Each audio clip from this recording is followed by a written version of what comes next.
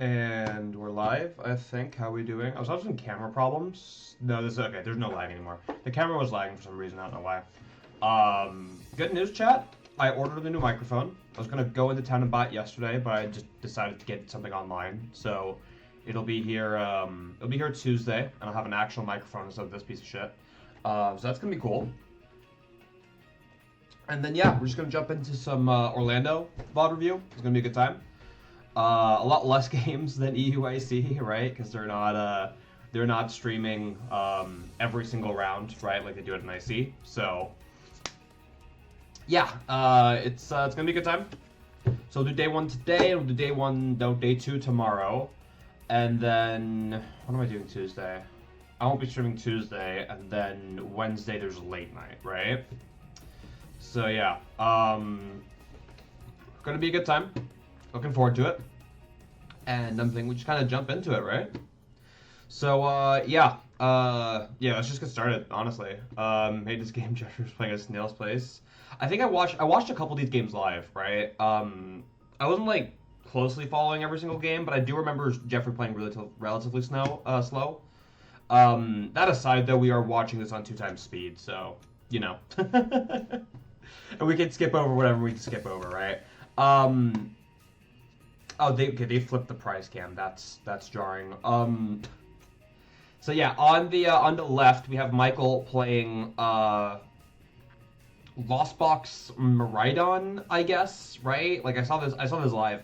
So it's like a Miraidon EX. There's Hands. There's Raikou, and I guess there's a Zapdos apparently. So yeah, there's all kinds of stuff here. And then Jeffrey here on the right will be playing Dialga.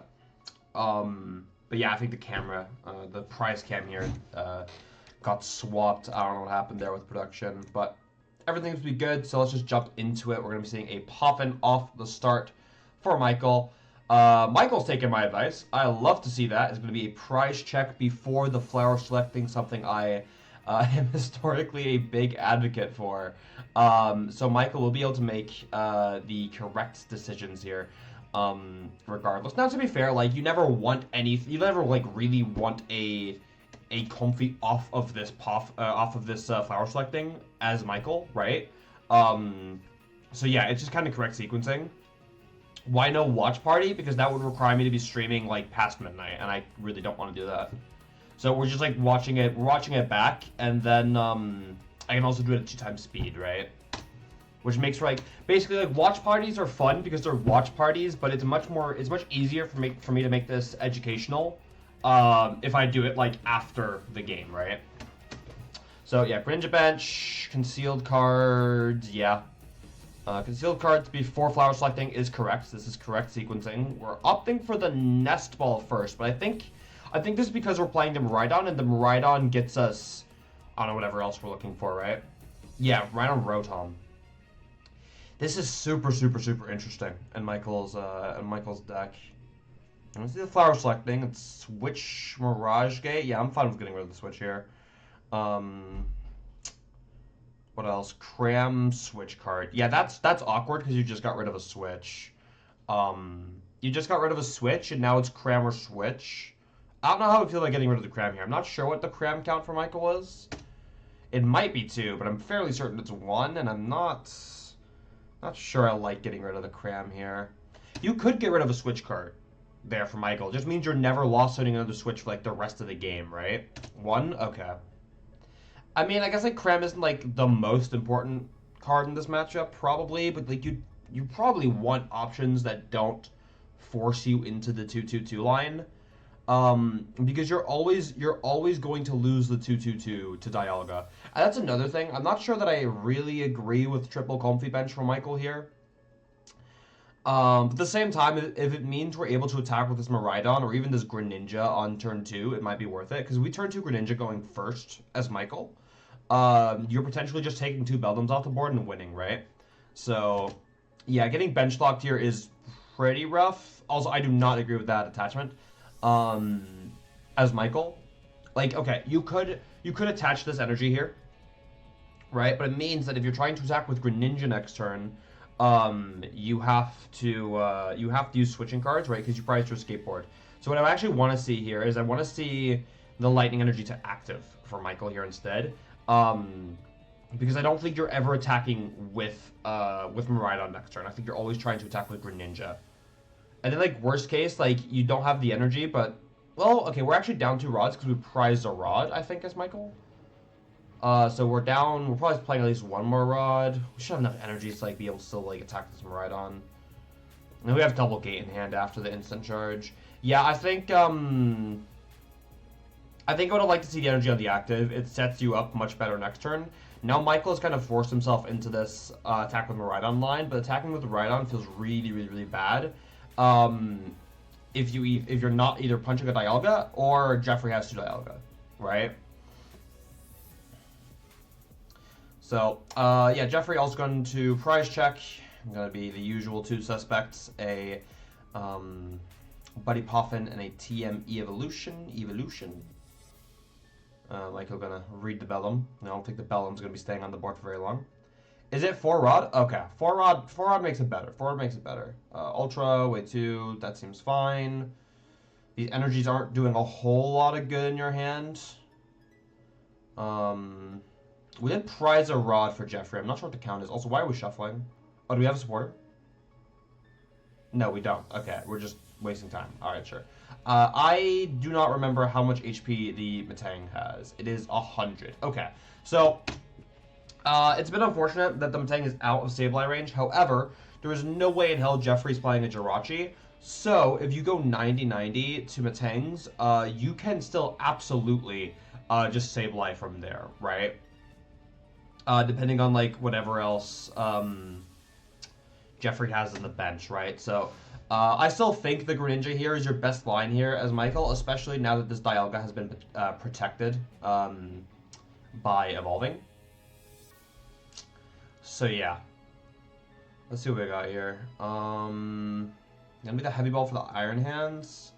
I mean, Iron Hands is like good in this matchup, but I don't know. A Rangaroo, interesting. Okay, sure. Switch cart. I think the important thing to note is like what is our prize map as Michael here, right? Because as Michael, like last turn you could kind of get away with just doing a setup. This turn you need to plan out how the fuck you're actually taking 6 prize cards, right? And that's gonna be really, really rough because this Dialga has super awkward math for Michael's deck. There's no Roaring Moon, there's none of that stuff, right? But you're trying to take 6 prize cards and you have to take 6 prize cards, right? Hopefully, you have to do it without utilizing too many of your 2 prizers because you will lose the 2/2/2 naturally. With that in mind, I think your best line from Michael is a 1-1-1-3, right? You can do some Sableye Greninja shenanigans to clean up all the 1 prizers. And then you can do what's it called? You can do a punch with the Miraidon into the Dialga into an amp for knockout, right? Now this is easier said than done, but I think as long as like Jeffrey plays this safe, then like there's nothing else that's really ever hitting the board for Jeffrey besides maybe another Dialga V, right? But that aside, like nothing else should ever hit the board. Okay, well I guess there's like Greninja, but the Greninja doesn't really change anything here.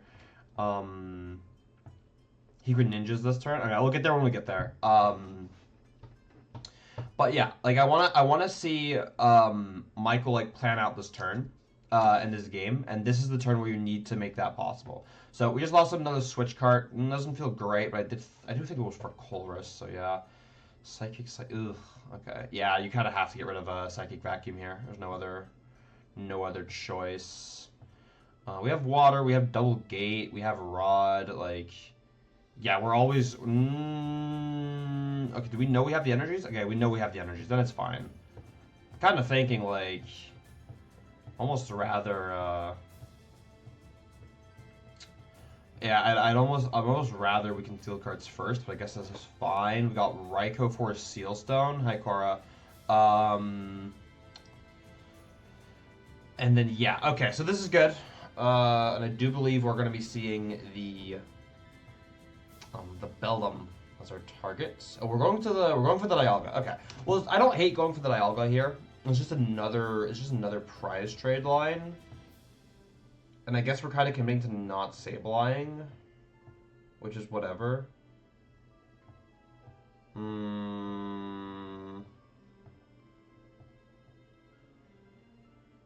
saw a kind PCG live and thought this looked like Styx PTCG.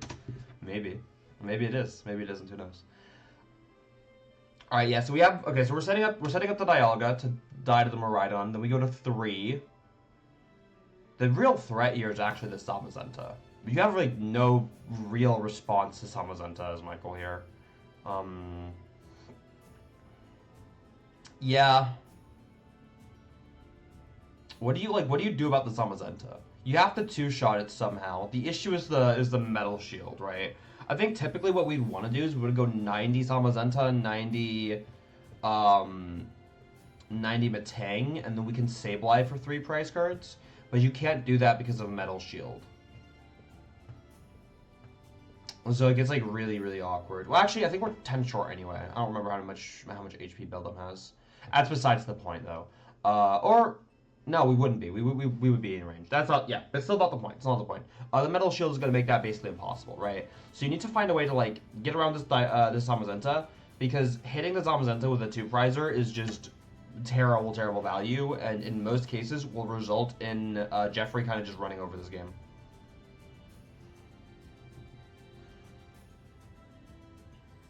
I do think that was a fat whiff, though, from the Metal Maker. And the Mew hitting the board is super good for DS. The Mew hitting the board is very, very, very important. This gives Michael a line that Michael wouldn't otherwise have.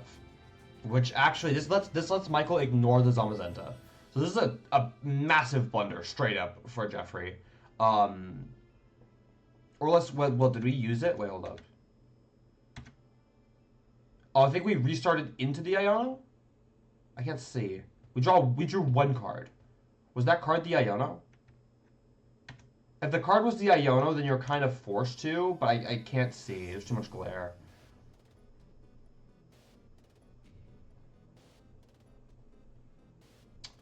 Okay.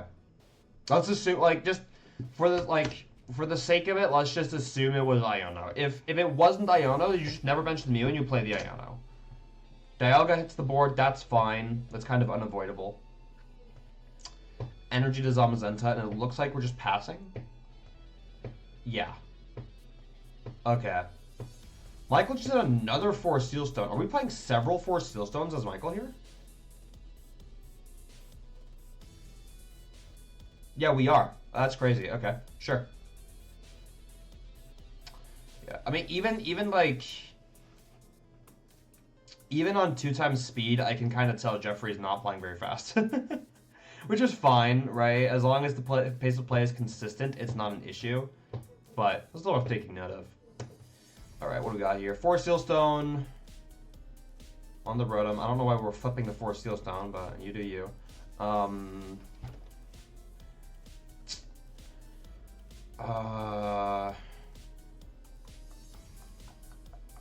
Looks like we're eyeing up the Colress.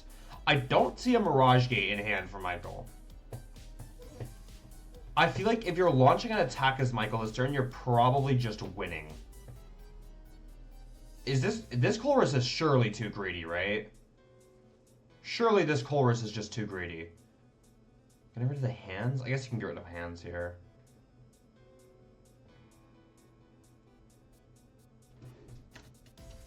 Pretty sure it's really... No, it is hard. It is hard for most people to be on stream for the first time. Right? Miraidon with Lost on his nuts? It is, yeah. Dude, first time I was on stream, we had to re-sleeve my deck before stream because they wanted us to use non-glare sleeves. So I had to re-sleeve into Ultra Pro non-glares. And I had, like, it was me, like, 3 to 4 judges and one of the casters, all, like, re-sleeving my deck. Right? And I don't know who, but someone accidentally put in my sleeve, like put my cards backwards in the sleeves. So I had like, I don't know, 5, 6 cards in my deck that what's it called? Were like upside down. right? So it was just like super awkward. I was like mid-game, and I'm like, why is my path upside down? So I'd like take the card out, like fucking flip it around in the sleeve, and then put it back. Like doing that on stream during my first ever stream game felt really, really weird. But no, like I'm being critical, but like obviously, like first of all, to be on stream, you're typically playing pretty well, right? You're 3-0, so you're doing something, right? But the whole point of this is to critique, right? That's the entire point. But no, yeah, enough about that. Enough about that. But yeah, what I really wanted to see Michael do there was, instead of grabbing the Colress off the Force Seal Stone, I would have really liked to see a Mirage Gate. Unless we just didn't have energies in deck, because that's a lot of energies in the Lost Zone. Not in the Lost Zone, in the discard. But I think we had the Rod anyway. I'm fairly certain we had the Rod anyway. Because passing as Michael just feels super shit here. Like, you were just gifted a free turn? Yeah, you were just gifted a free turn. Like, we didn't need to Colress. I don't think we needed to Colress there. If we had to Colress, we had to Colress, right? I don't remember if the Rod was there. But if the Rod wasn't there, if the Rod was there, then there was absolutely no reason for us to be grabbing Colress there. We have 7. We could just concealed cards again. Or not concealed cards. Moonlight Shuriken again, right? Start pressuring down the Mew, maybe put some damage on the Matang, maybe put some damage on the Zamazenta. We could solve our Zamazenta problem basically for free, right? Because you go 90, which would then be 60 on the Zamazenta, and you go 90 on the Matang, and you could just kill both the Sableye. You go to 3, and then you amp something, or you just go 2-2. But either way, like, we're setting up, we're doing something, we're doing damage. So Michael, I mean, kinda just, like, wasting this free turn here. I guess you're at 10. That's cool, but I just don't think it matters, honestly. Especially, like, you're leaving a Comfy in the active, which is actually super bad here, because, or wait, no, okay, I need to read Zamazenta again. Is Zamazenta's effect if you're behind on prizes, or, no, if one of your Pokemon was knocked out, yeah, okay. If one of your opponents was if one of your Pokemon was knocked out, it does bonus damage. So as Michael here, we could literally just have left the Greninja in the active, and Jeffrey Zamazenta would not have been able to kill it, therefore forcing Jeffrey to retreat the Zamazenta, which would once again have put Michael much further ahead. So this turn probably could not have been worse for Michael, honestly. Because now, like, Jeffrey's getting a prize that Jeffrey shouldn't be able to get regardless, right? And you did nothing with the turn you were just gifted for free.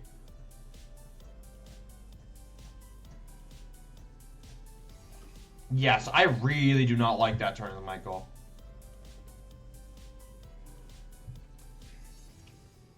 I think that could have been so much better executed. Now, granted, if we had a gate off of the Colress, it would have been broken, but yeah.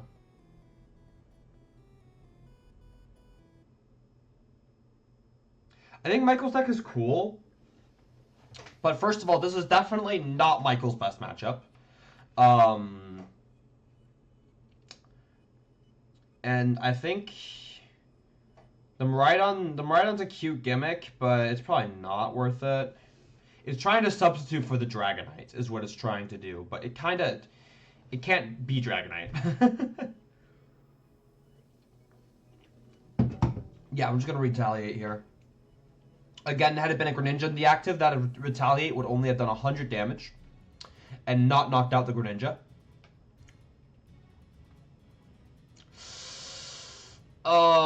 Michael is going to go heavily punished for playing the Rod last turn. That's another thing. That Rod should have stayed in hand. That Rod should not have been played for Michael. We didn't need to play the Rod last turn, right? Like, we didn't need to play the Rod. We Rodded and then we passed. Or we Rodded and we used Rotom. But, like, if you draw into 3 energy on Rotom, that's also bad. So the only reason you're playing Rod is to play around Iono, but you just got Iono'd, right? And, like, even if you get Iono'd, you're still getting 5 cards off Iono. It's, like, not at the point where you're trying to, like, get your deck into, like, a perfect position, because your deck should be fine anyway. So Michael getting, like, heavily punished for the Rod here. But we're going to see the last... Is that Rod number 4? I think it is Rod number 4 for Michael. I see 2 gates and a bunch of energies in the deck. So Michael has options available. Just archive and Perth Regionals, how does the Reggie work? So it's Control Zard, right? And basically what you do is you throw the Reggie in the active, and then the Reggie has an attack for 1 energy that lets you take any card from your, I think it's any trainer card from your discard pile, into your hand. And then in a lot of matchups, you can use it to like cycle cards like Airy, Turo, etc. Like any other like evolution, or what's it called, disruptive cards the deck plays. And you basically just play it like a control deck. You basically just play it like a control deck into certain matchups. We're gonna single gate here. Yeah. If we had the second Rod, like, this would be so much better for Michael. We're kind of all but forced into attacking with this Raikou. We get to take, we're gonna have 3. Like, going to 3 kind of just doesn't do anything. I guess if we have another form of Gust, we can, like, kill the Mew. Do we have any other form of Gusts?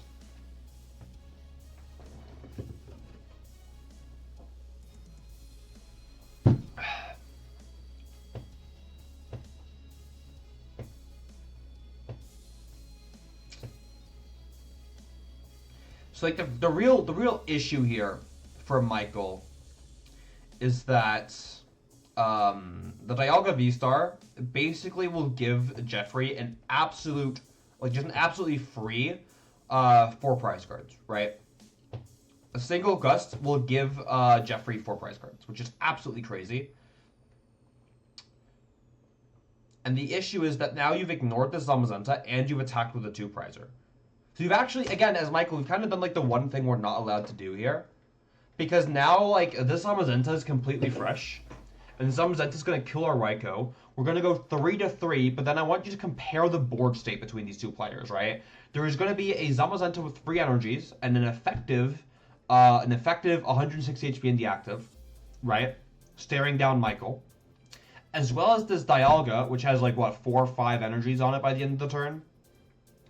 You can't knock out the Dialga. You have not put any damage on this Dialga. This Dialga is like absolutely under 0 pressure. And you also have to deal with the Zamazenta. Right? So by going for the damage Dialga last turn with a 2 prizer, you've kind of just like set yourself up to get bodied here, because Jeffrey's gonna go to 3 prize cards for absolutely free, right? Like attacking with a 1 prizer. That, let's be real here, Michael has to respond to this 1 prizer with the Miraidon. You respond with the Miraidon, you immediately lose to a single energy card in a Star Chronos, right? You immediately lose. Like, this line from Michael loses the game to a fucking energy card next turn, right? That's it. Now, granted, it did require Jeffrey to also set up the Dialga here, but, like, that's not unreasonable. That's not an unreasonable ask for Jeffrey. So I just think we've, like, kind of dug our own grave here. What we needed to do is we needed to hit with a 1 prizer, because at the bare minimum, that's gonna force Gust later in the game from Jeffrey. But we really needed that free turn. Like, this is a bad matchup for Michael, and what we needed to happen is that we needed that free turn where Jeffrey passed with the Zamazenta to, like, get us literally anything. But we got greedy and grabbed the Chorus.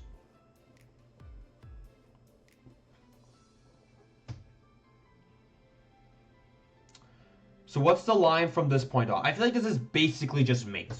This board is effectively checkmate. There are lines, but is severely unlikely. Sableye is a fine start, I guess. We're not even gonna bother flower selecting. I guess that's kind of fine. I don't actually hate that. I'm actually kind of okay with that.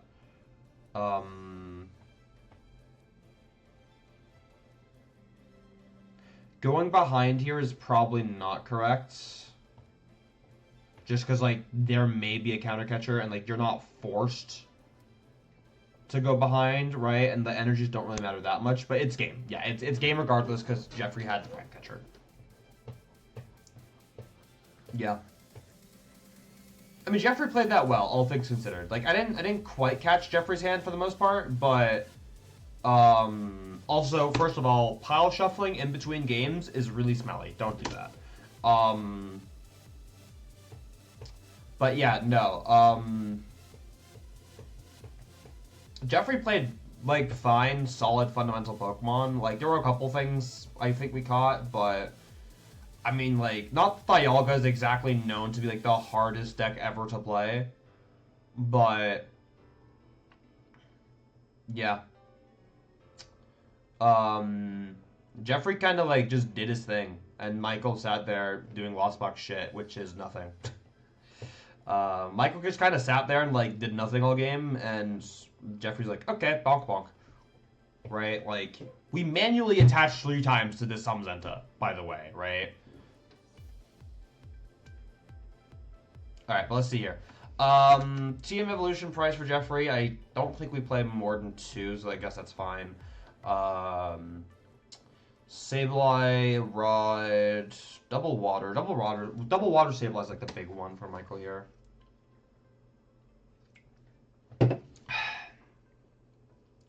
Alright, what do we got here? Poffin off the start.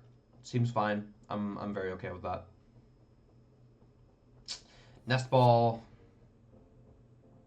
Michael's deck beats everything with 230 or less HP and loses to everything else.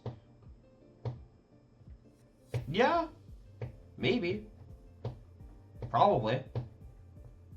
Which means you beat exactly Turbo Hands. Actually, no, you probably beat Pao. Do you beat Pao?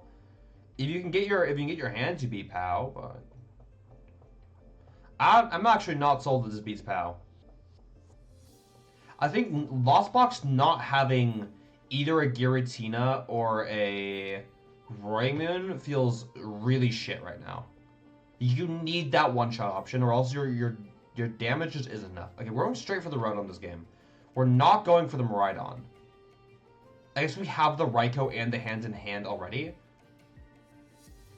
I kind of like this. Actually, I kind of like this line for Michael, going for the hands here. The alternative is going bench, or just, you could hold here. You're totally fine to hold here and just go attached to the Greninja. But like not forcing the hands, but threatening the hands, that's the word. Threatening the hands here I think is a big deal. Also, if the Zamazenta comes into play early, Arm Press is probably the best response your deck has to Zamazenta. But let's see what Jeffrey has here. Dialga, Beldum, Nest Ball. Seems reasonable. We'll just wait here. Okay. So a Counter Catcher and a Rod getting Ultra Ball. That's rough. What are we getting? A Zamazenta. Yeah, I like that. Zamazenta is like probably the single best card in this matchup for Jeffrey. Restart for 2. So another thing to note here is that unless Michael like mulliganed a bunch of times, which I don't think he did, Jeffrey chose to start the Mew, which like normally is good, but I think Mew is one of the few ways you actually lose this matchup as Jeffrey, right? Because like everything else on your board has so much HP that Michael kind of can't handle it, but Michael can one-shot this Mew, like relatively reliably. So I'm not super happy about like choosing to start Mew as Jeffrey. I just don't want to see the Mew come into play. Like sometimes you kind of have to put the Mew into play. I just don't know that this was one of those games. Again, like I couldn't see what was grabbed off the restart because I don't think it was shown to the camera. But assuming we had, well, I guess we Pokegeared. We probably restarted into Pokegear then. No way we Raw Dog TM Eva. Okay. Alright. Okay. Yeah. Nah, we only prized 1 and did an Arvin. Don't worry about it. Bro, just a fucking Raw Dog off the Iono.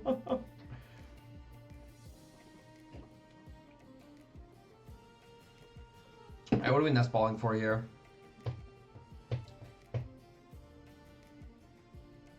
Beldum. I actually like this. So you're not actually forced to go into the Vstar here. With the evolution. And you're not forced to do this because now there is no Pokemon on Michael's board. Michael's bench locked again. There's no Pokemon on Michael's board that can one-shot with Dialga. Unless it's like Rotom, but I don't think Rotom can do that. I don't think Rotom's doing that. So what do we have here? I think it was Boss Rod, if I'm not mistaken. We already got rid of a Rod. Yikes. Yeah, it's gonna have to be the boss. Concealed. That's another thing about Michael's bench here that's like really, really bad, is that you actually have no way to kill this Mew. So you're letting Jeffrey go unpunished for leaving the Mew in the active, right? Typically what you want to do here as Michael is that you would want to be able to kill this Mew because it's in the active, and you want to punish Jeffrey for leaving this frail 2-pricer in the active. However, because you're bench locked, there's nothing on your board that can actually kill the Mew. So Jeffrey just gets to leave this Mew in the active for absolutely free. So yeah, I actually agree with this Iron Hand bench more. I disagree with this Iron Hand bench more and more. Also, like, what are you amping here? Like, what's getting amped? We need Gust to amp, but we're never not using Colress. So we have to find Prime Catcher. But then also we have to use the Prime Catcher on, like, turn 2. And also we can't ever, like, if we have Prime Catcher, we would much rather threaten the Dialga. So, like, we should just be leaving this bench space open. Like, there's no reason to force ourselves into either line, right? But now you're forced to go for this line as Michael, and then Jeffrey can just very easily play around it, which is what Jeffrey has done. Right? Like, look at this board as for Jeffrey, right? Like, Jeffrey's board kind of just acknowledges the fact that, like, oh, hey, you're bench locked. I know exactly what attacks you can and can't use, right? Okay, I'm gonna set up my board to handle the attacks you can use and not give a shit about the attacks you can't use. If Michael could use Miraidon, this board would be fucking tragic for Jeffrey, right? But Michael can't Miraidon because the bench is full, right? So Jeffrey just vibes. Jeffrey's just chilling. The fuck is Greninja accomplishing here? You go 90-90 on the tanks? That's cool. You set up Sableye, right? But like, what are you actually accomplishing? Not a lot. Not a lot. Actually, well, okay, 90-90 Matang is kind of cool because you can go, assuming the Bellum evolves next turn, you can go Sableye. No, it's not. No, yes it is. 10-10-100. Yeah, 10-10-100. You knock out all 3. Actually, that's kind of slick. But like, we could do that if whether or not we bench the hands anyways. Like, that still means the bench lock is wrong, right? Another thing, if you don't bench lock yourself, that's the word. You're pressuring Jeffrey into evolving the Dialga Vstar, which means that we'd have 2 unprotected Beldum, which is like the easiest Greninja of Michael's entire career, right? So yeah, the more I look at this board for Michael, the more I just hate this Iron Hands being on the board. We probably also didn't need 3 Comfy, realistically speaking. We probably did not need 3 Comfy. Like, I don't hate 3 Comfy, but we probably didn't need 3 Comfy. But this Iron Hands has absolutely no business being on Michael's board. It just doesn't. Cause like, what are you able to do here? You're able to hit with the Greninja, right? You're able to do Greninja. You're able to set up the Greninja. That's cool. You're able to set up some future Sableye math. Okay. Right. Then you take 3 after that, and then we're probably looking at like Sableye again into Amp the Mew type of deal. That's not bad. Like, that is by no means bad. Why the fuck are we powering up this hands? What are we doing? Michael, what the fuck are you doing? What? Okay. We just used double gate, right? Am I tripping? Used 1 gate. We used 1 gate. Do we not have another gate in hand? Okay, we don't. Okay, we don't have another gate and we don't have a water. Well, then, okay, but you would have the water if you hadn't attached it last turn. We'd have the water if we didn't attach it. Yeah, I hate this play. I hate this play as Michael. Like, you have forced yourself to make this play because Michael has no other attack this turn than Amp. Amp is the only viable attack Michael has. Now, to be fair, there's not a lot on Jeffrey's board that is going to be able to respond to those Iron Hands, right? It is very reasonable that Dialga doesn't hit the knockout. However, it is also extremely possible that Dialga does hit the knockout, and you have zero control over that as Michael. You've effectively, by forcing yourself into this play as Michael, you have said all control of this game is going to go to these fucking Metangs. These Metangs decide who wins this game, right? And that's like never the position you want to be in as Michael. If this Iron Hands dies, Michael scoops. Straight up. Like we pack up our cards and we go home. We go to lunch break and we prepare for round 5.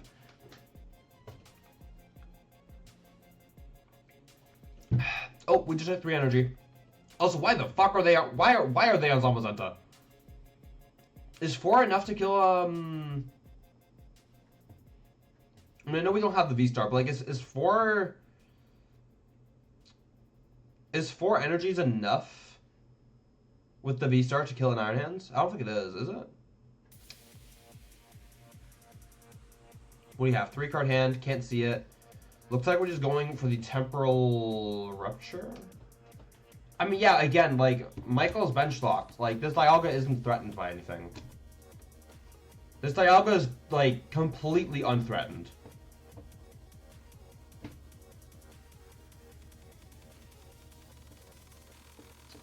Alright. And what did we learn today, class? Don't bench lock yourself. Unless you have to, or unless it's fail safe. But, like, neither of those things were true for Michael. So. Alright, well, to be fair, though, Jeffrey whiffing this Vstar is actually giving Michael a couple lines here. First of all, if we're able to amp this Mew, we have a pretty good line to victory here, right?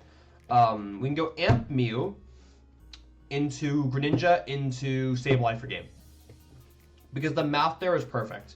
Because the Metangs, the 3 of them together have 300 HP, and a Greninja plus Sableye is 300 damage, right? So regardless of how you put the damage, as long as you put them on the Metang, you're still able to win that way, right? So we have that. We can win in 3 attacks as Michael. But we also, like, don't get to hit this Dialga, like, ever. We cannot punch this Dialga. And we punch the Dialga. Okay. Do we just not have a switch card? Do we just not have a switch card here? I see an Energy. I see a bunch of Pokemon. I see a Mirage Gate. I see a Rod. Do we even use Concealed Cards? We did not use Concealed Cards. We had an Energy. Michael, what the fuck are you doing?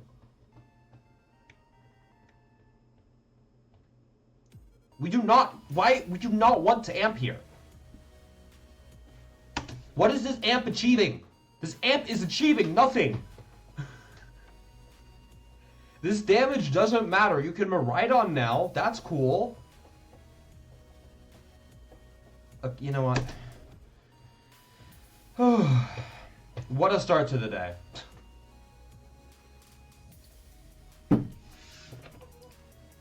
What a fucking start to the day.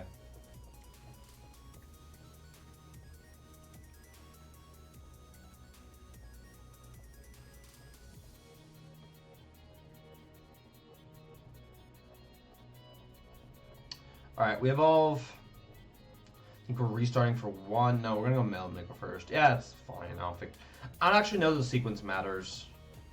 I guess you're like technically thinning energies, but because they're going to the bottom. Okay, now we're just mixing it up. Okay.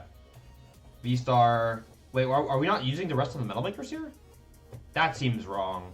I guess like we don't need it. Maybe. Yeah, I guess we don't need it. You could like power up the Mew, I guess. Or maybe you keep the energies in deck if you want to power up a second Dialga. I don't know, either way. Jeffrey goes to 3 here. I actually don't know that I agree with Star Chronos. I'm actually not sure I agree with that.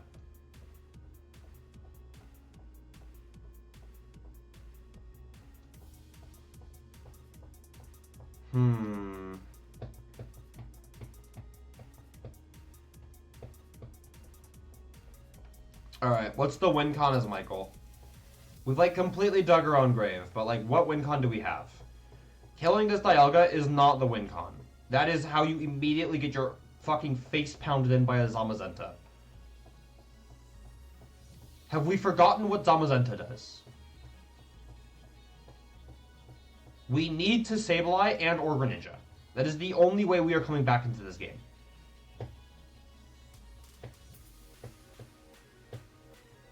Like, we have to go one prizers into... Hope not Michael, Jeffrey doesn't have Gust. This Raikou is just...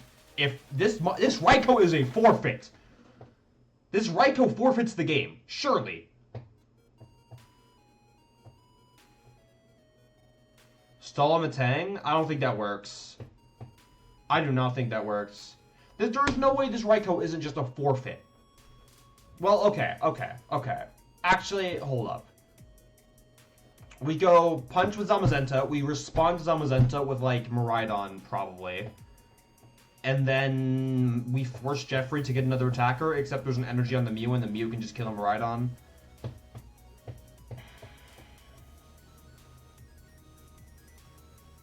So we have Stalamatang as a line. But, like, if we're trying to stall Matang, I don't know that attack with the Raikou is, like, to play. We have a prize for Sableye. Do we not play Heavy Ball? Does Michael play Heavy Ball?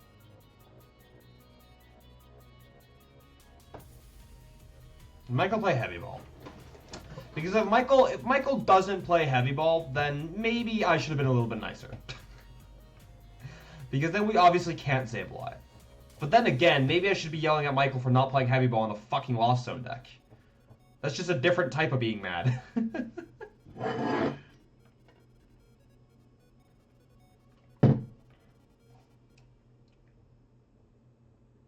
Okay, bench Dialga, that's whatever. I really want to see Jeffrey power up this Mew, though. That is not a Mew, Jeffrey. That is not a Mew. As Jeffrey, I feel like we should be able to identify that the only response that exists to this Zamazenta is the Miraidon.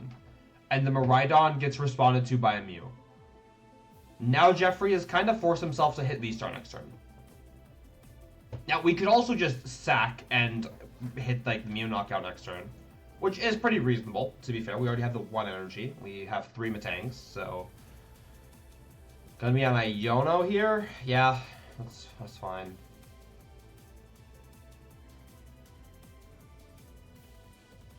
Is that boss? We played 2 boss? Michael's playing 2 boss? That's crazy.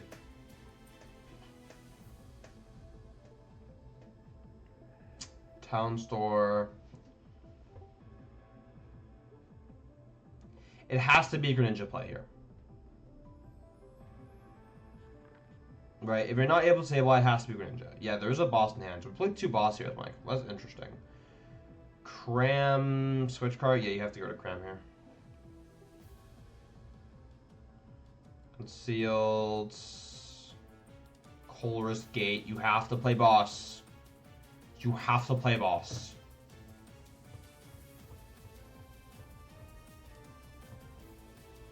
Yeah.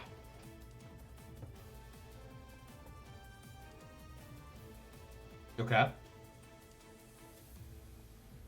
Do not attach. There's no reason to attach. Why are we attaching? Why?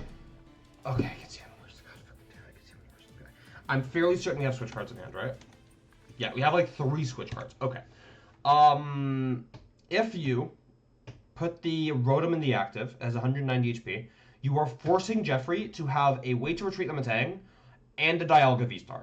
Now, because the active can be one-shot by the Dialga, or the Zamazenta for that matter, all Jeffrey needs is a way to retreat the Matang, which should not be that difficult when you have 3 Matangs that all have the ability available, right? But like for Jeffrey to also have the V-Star is a much like bigger ask.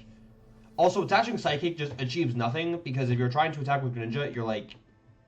I guess if you go attach water from a hand next turn, you can go spread the energy, but like I don't even know why we'd want to spread the energy, and at that point, it also still makes more sense to attach to the active.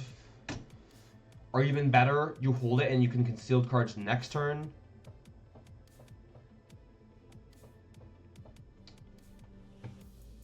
Yeah. You know what could have one-shot powered Dialga V-Star that Michael lost in both games? What, is it the Oranguru? Can I be real for a second? I do not remember what that card's attack does. Should we check? Do we check here? Hold up. The monkey. Actually, wait, hold up. Let me pull it up. I'll just pull up my phone. What does the monkey's attack do? It's like for every energy in play or some shit, right?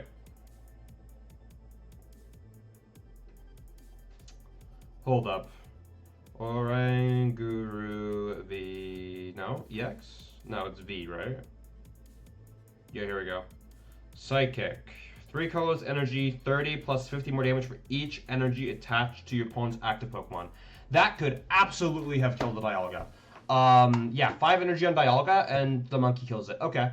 I'm not saying we, like, always want to monkey in this matchup, but, like, I am saying we always want to have the option to monkey in this matchup. Also, Jeffrey is just killing the fucking Rotom for fun at this point. We did not need to get the Prime Catcher. We did not need to get the Vstar. That was overkill for the sake of overkill. Bro knows exactly what he's doing. Yeah, I'm gonna be real. That was not the best game of Pokemon I've ever seen. That was, wow. I think if Emma was here, she'd probably implode. Okay, well that's not how I expected the day to start. I'm hoping we get a bit higher quality gameplay here. Thank you. Okay, Caleb Rogerson. That's a player I can trust to not fuck up. Yeah, okay, cool. So we got Caleb here on the left playing Zard, and Zach on the right playing Ancient Box. I actually watched the end of game 1 for this game live, and there's a couple plays from Caleb in the late game that I think are super impressive, so this is going to be an interesting watch. So let's see here. Alright, Zach's going to be going first here. See a Pokestop. That is not terrible. You have supporters now. We have Ball Search, we have Urson. I actually think I would have much rather liked to see Sack Earthen Vessel before Pokestop. Because like, you're really not trying to hit energies. But it is what it is. It's not like the end of the world. It's just like a minor sequencing gripe.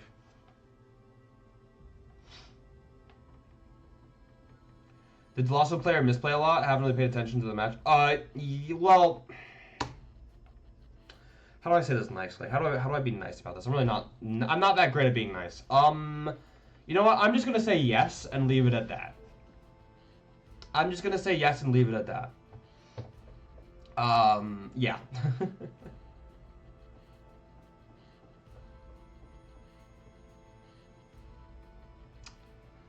Alright, we got 2 energy here for Zach. That's fine. I feel like there's an...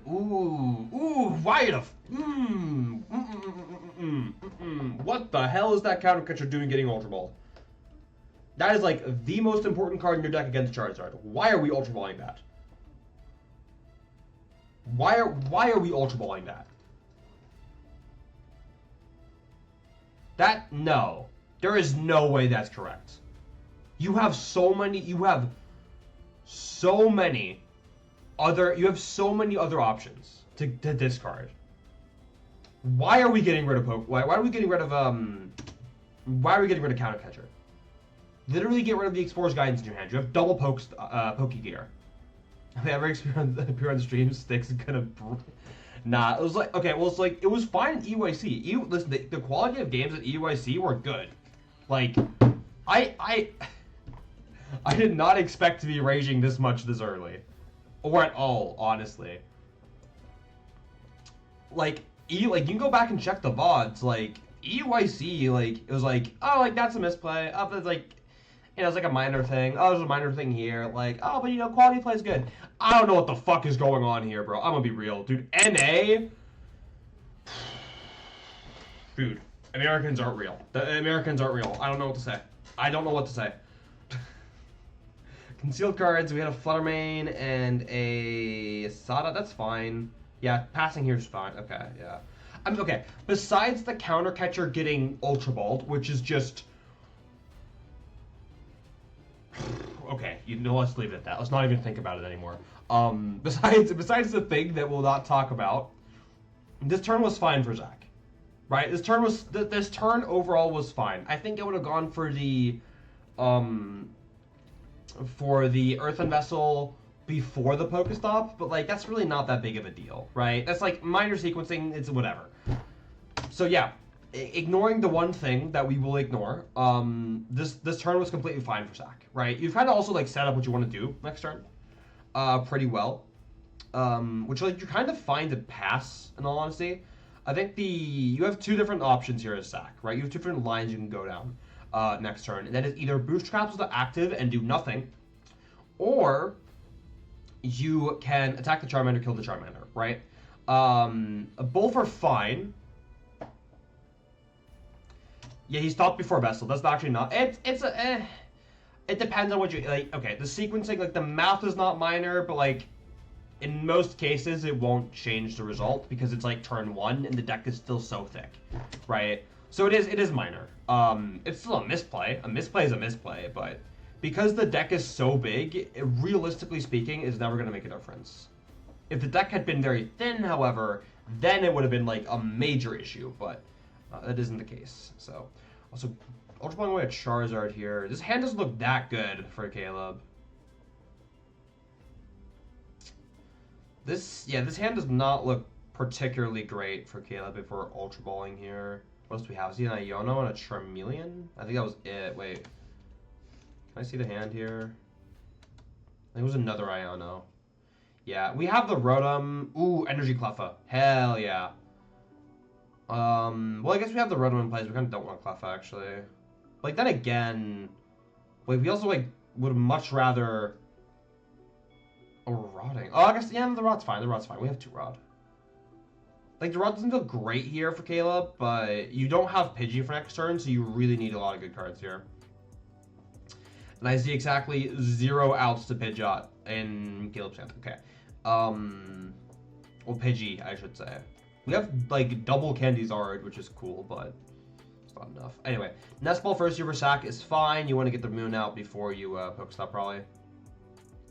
We have the Earthen Vessel. We have the Ancient Booster Capsule, sorry, and we are getting rid of it. Okay. So we are attacking the Cleffa, is the line here for Sack. It's not a terrible line, but it is objectively the more greedy one. Like, I think actually, as Sack here, you can kind of be greedy, because Caleb doesn't have Pidgeot, which means that Caleb has very few options, right? You also, Ultra Ball away your counter catcher on turn 1. So you're probably not trying to, like, play from behind, which I think playing from behind feels better as Ancient Box in this matchup, typically speaking. But, yeah, This is probably fine for Zach. This is probably fine for Zach, right? Like, there's no Pidgeot, which means that the comeback mechanics for Caleb aren't going to be, like, available. Or at least, like, not all of them at the same time. So you can pretty reasonably play from ahead. Played this matchup on Friday on Pokemon League. Lost to the same category player. Was Zard, best of 1. My start was underwhelming. Clef Ultra Ball. Yeah, that's fair.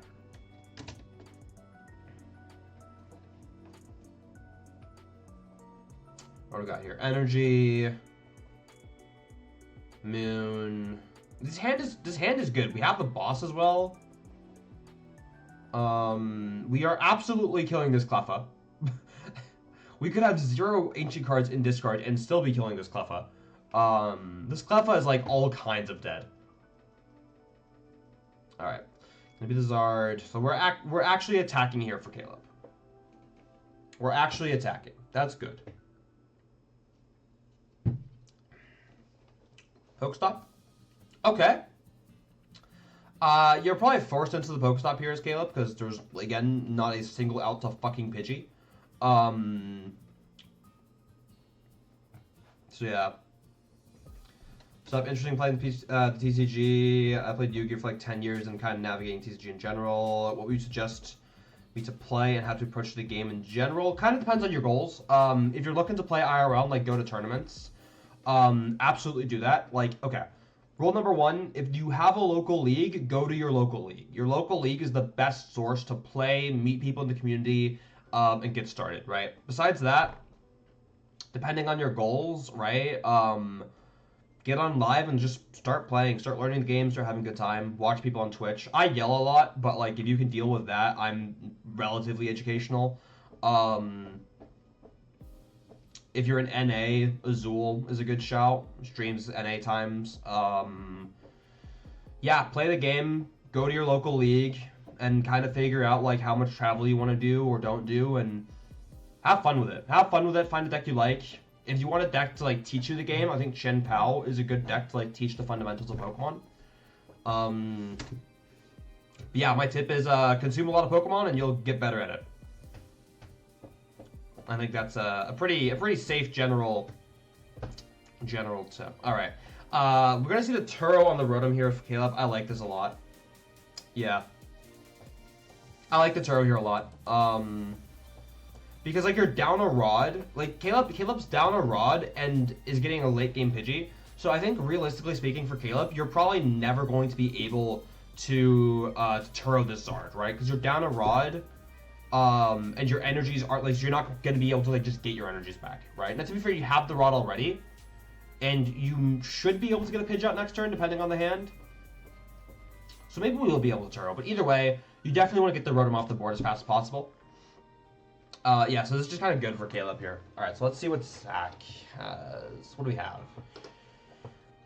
There's an Explorer's Guidance off of Pokegear. We have a Sada in hand. So... Wait, where's the Sada? Did we get rid of a Sada last turn? There was a Sada in Zach's hand, and I don't think it was played. Okay, I do not know where the fuck the Zada went. I'm just not gonna worry about it because I don't think my brain can handle figuring out where that Zada went right now. I'm just gonna hope it wasn't an Ultra Ball. Just gonna hope it wasn't an Ultra Ball. We have another Pokegear. Okay, we're using. Actually, no, this is fine. No, this is fine. Sealed cards. We're keeping the fighting. Not sure I agree with that. Drum Pokegear. Okay, that's good. Nest Ball. Yeah, fine. I wouldn't hate a Miraidon here, but this is fine too. Penny Miraidon. I don't think we're thinning anything here with the vessel, so yeah. Just find a Sada. Find a Sada. Yeah, there's a Sada. I'm about to say, there's no way we whiff Sada here. There's absolutely zero shot we whiff Sada.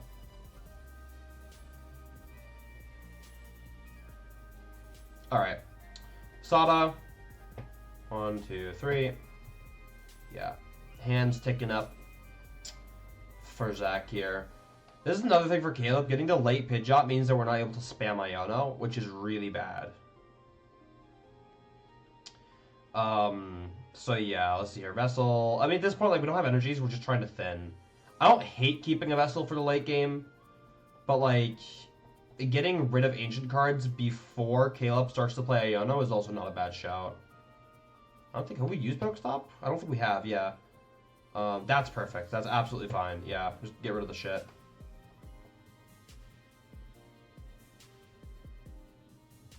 And looks like we are punching the Zard for many damage. Okay. Over to Caleb here. Let's get that Pidgeot into play. And see what we can get going on here.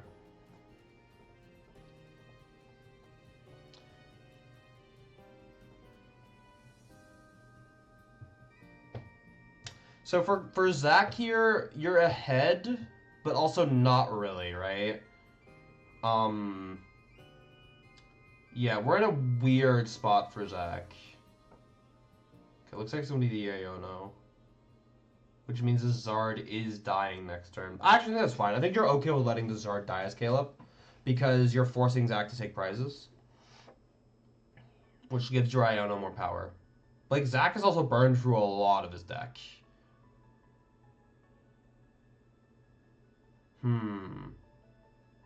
Yep. Vacuum here is a super good play here. I'm just going to take the knockout. Okay, yeah. This is fine. This is super okay. Double Sada on hand for Zach is really, really, really good, although also very likely to hit. There's a lot of Sadas on deck. And the deck was very thin, so yeah, we're just going to see the Sada here. 1, 2, 3. Pokestop, once again. Just slam that into play. No reason not to.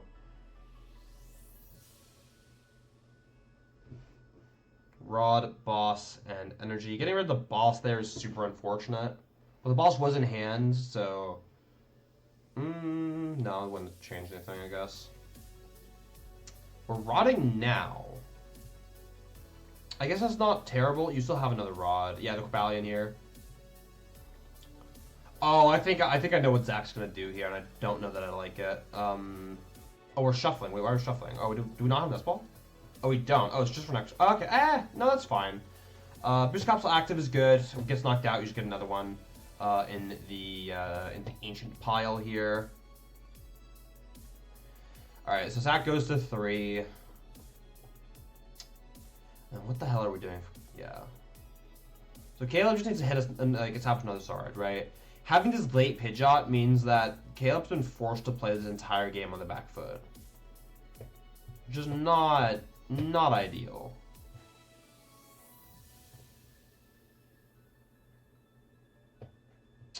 So what are we grabbing here? What's the grab here for Caleb? We have Candy Zard in hand, and we have energies in deck. So like, what are we actually grabbing? We'll grab the Zard. Oh, did we not have a Zard? I guess not. We have. Oh, we're doing double. Okay, we're doing double Candy Zard. That's why. Okay, wait. Yeah, no, this is totally fine. This is totally fine. Yeah, I really like this. Actually, I really, really, really like this as Caleb. And you have the Heroes. Wait. Oh, we are ready for it. Yeah, we are ready for the Heroes Cape. Okay, this play is super clean for Caleb. Caleb knows, hey, I put my big beefy guys up in the active, and I say, you can't kill me. And then I win the game. That's Caleb's line here. It's clean, it's simple, it's not overly complicated. You're just kind of saying either Zach has it or Zach doesn't have it, right? And Zach's board after this knockout, like, isn't exactly amazing, right? I mean, like, you have a big hand for Zach. Like, Caleb isn't expecting Zach to pass, right? But there's a very real chance Zach doesn't knock out the Zard, and if Zach doesn't knock out the Zard, Caleb goes into a very favorite position, right? Now, Zach can whiff a turn here, or just punch Zard for a turn. That's fine, and you still win the prize trade. The real issue is actually the Hero's Cape on the Pidgeot. Because now Zach has no free prize here. What the fuck is what the why are you here? What? Why is there Crying on the bench?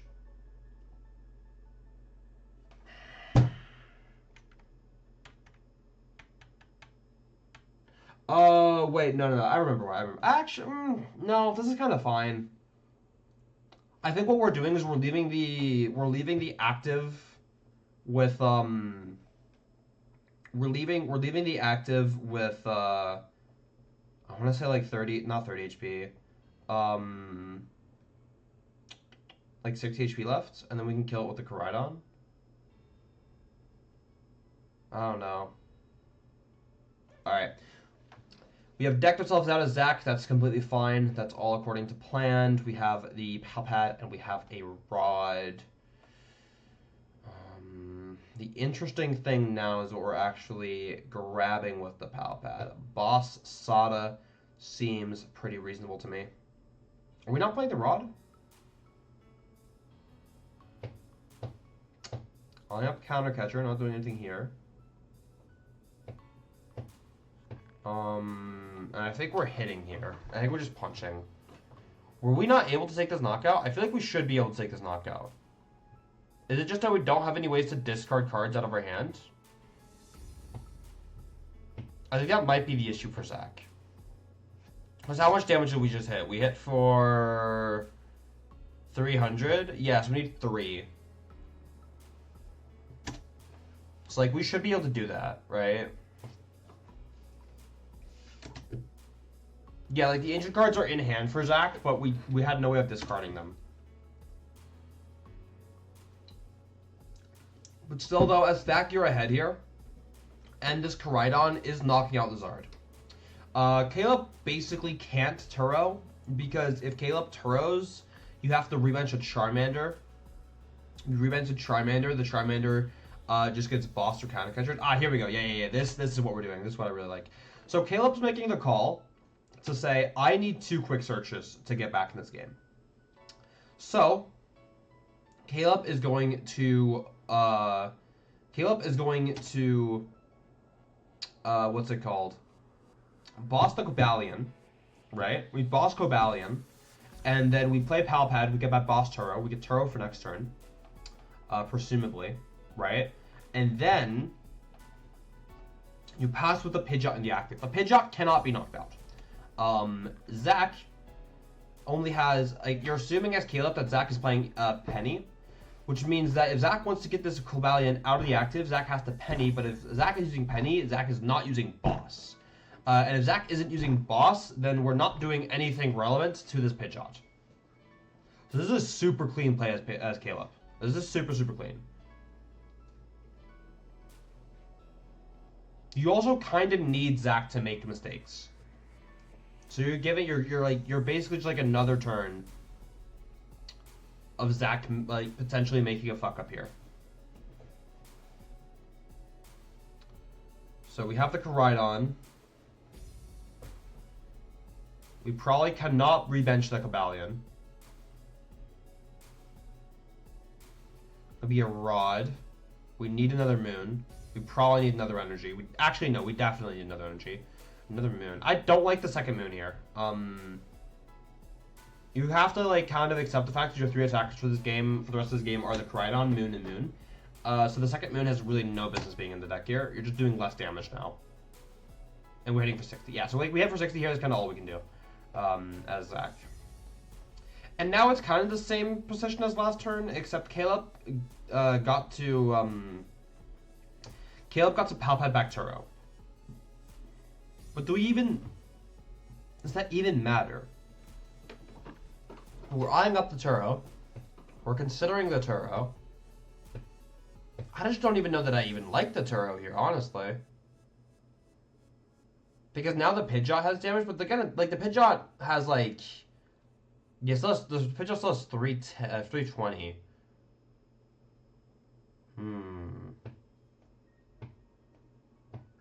Yep, there's a Turo on the Zard.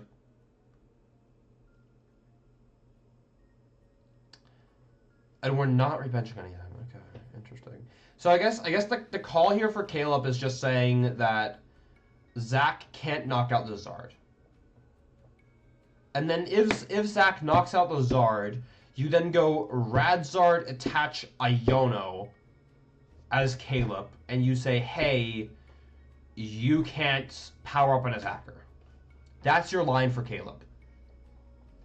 And Zach needs to be able to identify that that is Caleb's line and set up checkmate on this turn. We should have the resources to do it. They should be there. And the issue I'm seeing about this hand for Zach is that we don't have a way to discard these cards from hand. They're just kind of stuck in the hand.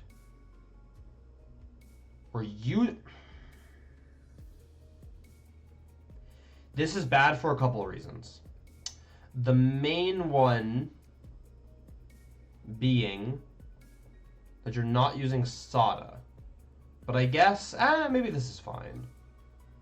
But are we taking a knockout? I don't think we are. I don't think we can. Oh, we're playing double Palpad? I actually low-key kind of like I actually kind of like double Palpad, I'm not gonna lie. I think that's a cool concept. Just the penny. No. You have to take this knockout as Zach. If you do not take a knockout this turn as Zach, you have lost the game.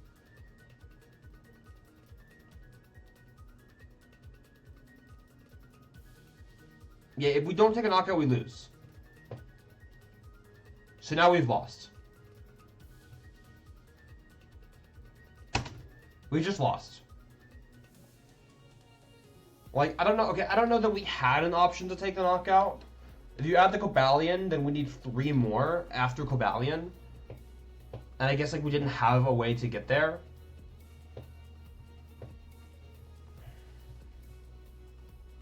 Yeah. We should just held on to Ultra Balls and shit. Because now we have just a bunch of junk in our hand we can't discard. Now Caleb wins for free. Caleb goes bench Radzard. Yeah, bench Radzard, attach to Radzard, attack active. That's checkmate on board. Arven, Rod, yep. Rod. 3 energies. Quick search for an energy. Yeah, easiest checkmate of Caleb's career. Easiest checkmate Caleb has ever seen. Bada bing, bada boom, knockout active. This is an insta scoop for Zach. Zach, pack up your cards.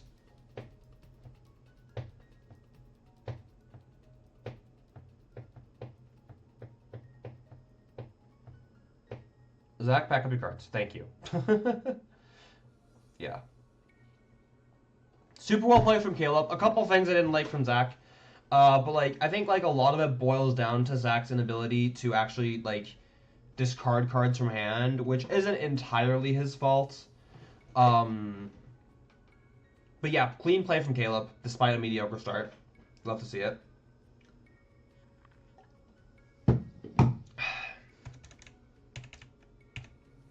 Alright, let's go into this game too. We have 13 minutes left. This game never finishes. Yeah, this game never finishes. We prize the Radzard for Caleb. Like, it kind of doesn't matter. It's at the bottom as well. What's the issue here? What are we talking about?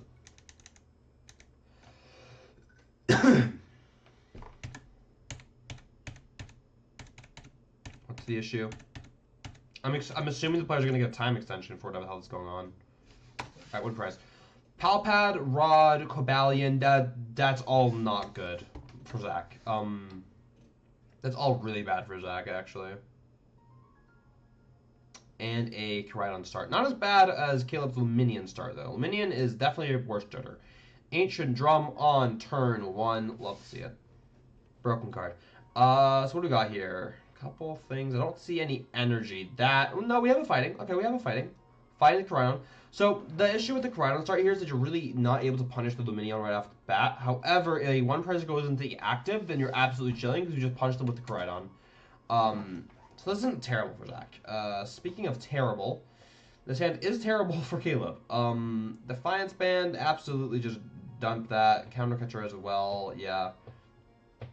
Looks like we are going to go for a prize check.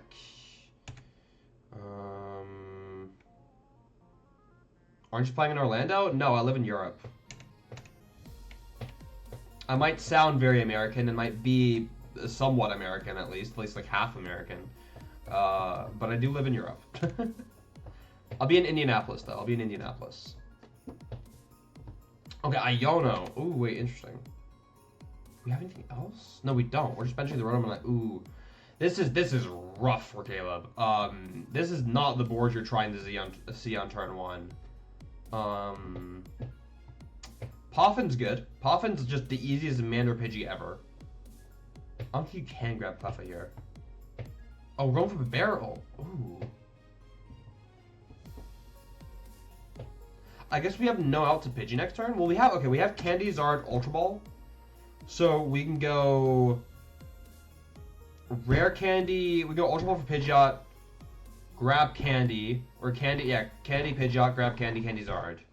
So why everyone sleeping on Lost Goo? It's the sauce. I don't know if I call Lost Goo the sauce. I think Lost Goo is good. I don't think it's like top tier. It's not bad.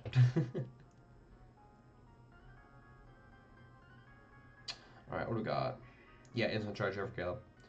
Yeah, we did grab the Pidgey over the Bidoof at the end of the day. Yeah, so yeah, this is fine. Like, you kind of didn't have a choice to bench the Rotom here, which is what makes the Luminion start even more tragic. So now the name of the game for Caleb is just getting these basic 2 prizes off the board ASAP. They need to go. Now, to be fair, this Luminion start is actually not terrible for Caleb, because you know that Zach needs to take prize cards fast because of the timer.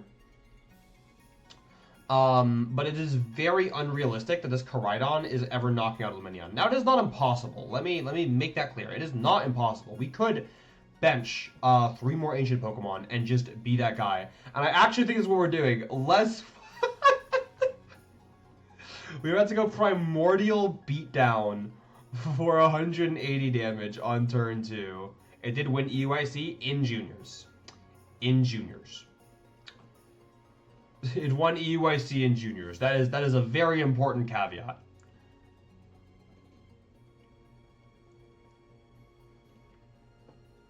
Alright. Pidgey active here for Caleb. Pretty good hand, but this is not a favorable spot to be in. This board is so good for... Dude, seeing this board on Zach, like for Zach, just makes me happy. This board just brings me joy. This Zach's board just brings me joy.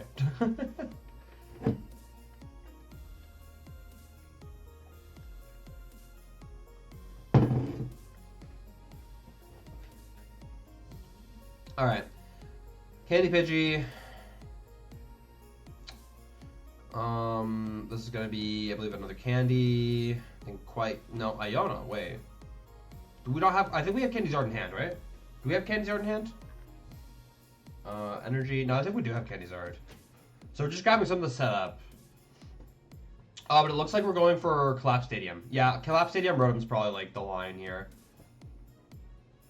Yeah. So we go Arven, and then Arven gives us like Poffin. Yep, Force Seal Stone, and then the Force Seal Stone gives us a Collapse Stadium. Yeah, super clean from Caleb. Not that I expected anything else for Caleb here. So it's gonna be the Poffin. The Poffin gives us Mander Bidoof. We then go Candy Zard. We get our energies. We go Force Steel Stone for Collapsed Stadium. And we get the Rotom off the board. Yeah, super clean sequence from Caleb. And we draw cards. Cool. Yeah, super clean sequence from Caleb here. Identifying, hey, this is what I need to do. This is how I do it the most effective way. And then does it, right? And now you also have the barrel in hand next turn for Caleb, which is super nice. Now, Caleb's not exactly in a great spot, but you know what? It certainly could be worse. But I think, like, Zach putting down, like, any amount of damage this turn is pretty big, because it's going to force a Turo from Caleb. And if you're able to force a Turo as Zach here, you're probably in a winning position. I think if we hadn't been down so much time, Zach probably wins this game too. Not that it's free by any means, but I think Zach. Wait, what? Oh, we collapsed stadium. Okay, yeah. Actually, the collapse stadium was like kind of good for Zach. Like low key, the collapse stadium getting rid of the second Miraidon is like super nice. Yeah. This bench for Zach just makes me so happy. This is what joy looks like, okay? Caleb, can we stop throwing with the cardboard?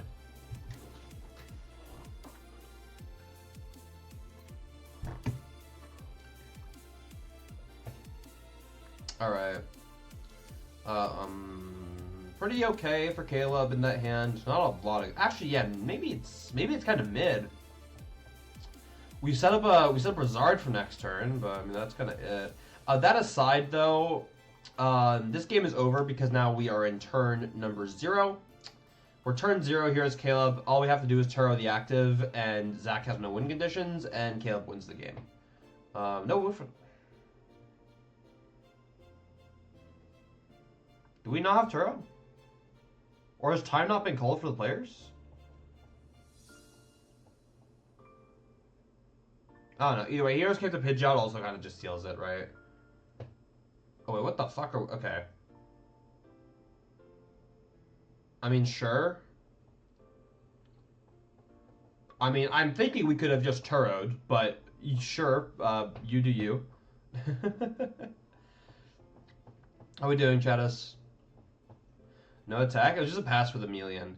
Well, so we're in turns of time. We're in turns of time here. It's turn 1 now for Zach. Zach has 2 turns to win this game and take 4 prize cards. So yeah. This game is over. I don't know how Zach thinks he's killing the Pidgeot. Like, we could kill the Zard. We can kill the Zard here. If we, like, we just need to hit boss, which we just saw that, so that's besides the point. But we can't kill the Pidgeot. Like, we physically cannot kill Pidgeot. So unless we think Caleb's about to bench Illuminion, then yeah.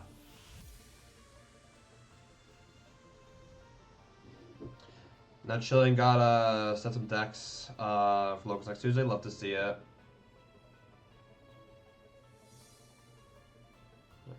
Goo Guy and Lost Tina, can you guys post your deck lists privately instead of in chat, please? It's a big text dump. Can we not do that? It's fine if you guys want to discuss deck lists, but you can DM people over Twitch. You can DM people over Twitch. Alright, either way, this game is over. Why are we playing? Yeah. No, it's all good. It's just for future reference. Like, it's, like, one-time thing. I don't care. Just, you know, going forward. Alright, yeah, Caleb's gonna take it, though. Zach probably always wins that game, too, but it's a slow, grindy matchup, and I don't think either player played particularly fast. It's kind of hard to tell on 2x speed. Especially when I'm not really, like, paying attention to their pace of play, but, yeah. We have another fucking Tord interview. How many of these Tord interviews are there? There's a lot of them. What do we got here? Actually, I'm kind of curious. Divas. Oh yeah, Liam Halliburton went 9-0, didn't he? That's very interesting.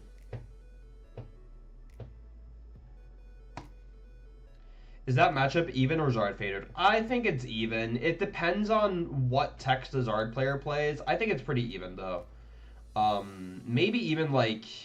Okay, I think it's weird because it's a matchup that kind of requires a lot of matchup knowledge from both players, but I think it's more realistic to assume that the Ancient Box player knows the Zard, like, knows the matchup better than the Zard player, because as Ancient Box player, you have to... Like, you're expecting to hit multiple Zards in a tournament. As Zards, you're expecting to hit at most one Ancient Box in a tournament, right? But I think, typically speaking, the matchup is even. Matchup is pretty even. Okay. Lucas Zheng versus Diego Casaraga. This is the type of game where I would be very surprised if I am yelling at either of these players. Yeah. This is this has to be a good game, right?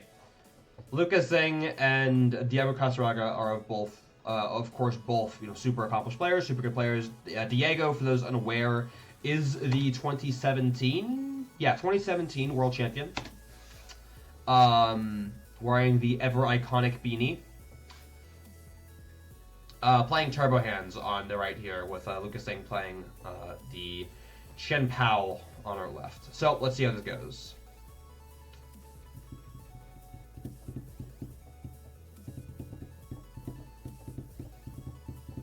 So, prize check for Lucas here. Actually, did we catch the prizes? Oh, we did catch the prizes. There weren't anything interesting. I think a lot of energies for Diego, but like that's kind of to be expected, right? This hand doesn't look super great for Lucas. I don't think we have... Oh, there's a Poffin. Okay, we have a Poffin. Don't think we have an out to Pao, though.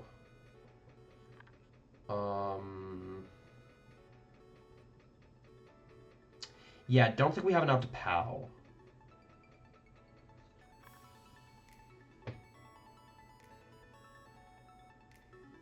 Lightning in hand, a barrel in hand. We have the Silene in hand for Lucas. Very epic.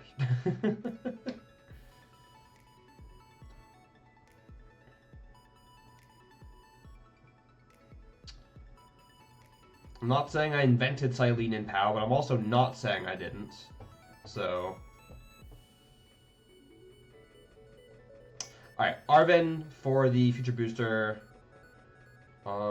Guys, just add each other over Discord. Surely that's easier.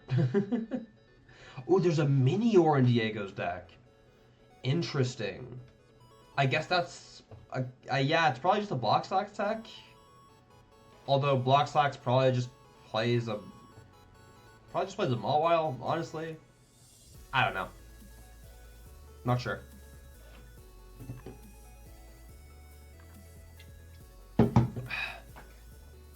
Either way, I'm gonna be a generator here. What we have? There's 2 energies. That's pretty good. Yeah, we're probably just punching active here as Diego. I don't think you like care too much what you're doing this turn. You're probably just always trying to say,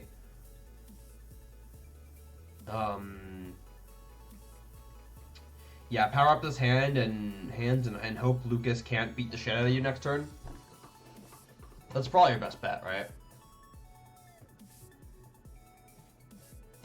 That's probably always your best bet as Lucas, as Diego. Oh, we spread the energy. Ooh, I kind of like that. Actually, I kind of like that because this Miraidon becomes a threat. Yeah, this is clean. Okay, I'm gonna be the Irida here. So Lucas should be able to hit it. I don't know what's in Lucas's hand, but if we have Irida, we at least have something going on here. What do we have here? Ooh, that hand's like really bad actually. Maybe we should have concealed carded first, honestly. But then again, yeah, this hand is awkward. Bundle is not a bad shout here. We have Nest Ball for, yeah, actually no, Nest Ball for Bundle is super good here. You retreat here. You don't use Shivery Chills yet. We have Superior. We could Superior away Rod and Bundle, but it looks like we are opting, or not Rod and Bundle, Rod and Silene, but we are opting to just play the Rod, keep the 2 other cards in hand in the barrel for 3. This is slightly risky because we're kind of fucked if we whiff, but Energy, Candy, Rod. Okay, if we hit backs out off of this concealed cards, we have it. But that isn't guaranteed. It's not like we have that many outs. Let's see it. Don't think we found it for Lucas here. Yeah, that's gonna be bad. This is about to be bad. Yeah. Honestly, like, there's not too much about, like, Lucas's sequence I think you could have ever really changed. The only thing would have been to concealed cards before you even played the Irida in hopes that you find an out to actually letting yourself Irida for candy backs. Or what we could have done is we could have Irida'd for candy backs. I think we had the Nest Ball, so we'd have gone Nest Ball for the POW instead of the Bundle. The issue then actually becomes that we have a full bench. No, wait, we wouldn't. We wouldn't have a full bench. No, we wouldn't have a full bench. We wouldn't have a full bench, and then we don't use... No, then we do use the ability, because we have used Concealed cards, we have Excalibur, we use Chivalry Shield, we thin 2 energy, we thin whatever we can out of our hand from there, then we draw, and then we hope to find out to bundle and energies. But I think we'd have the energies. Would that have been better? I'm not sure that would have been better, but it is the only other option we had as Lucas here. Honestly, I don't know enough about probability to tell you whether or not, like, which one of those lines would have given Lucas the better odds. But it's probably not that far off from each other.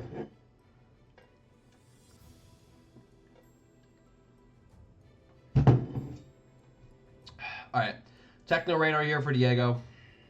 We're probably never gonna amp the, we're probably never going to amp the Chien-Pao here, but we should be able to take a knockout with Miraidon, actually. One more Iron Crown will get us there. We use the second attack. And that is definitely good, right?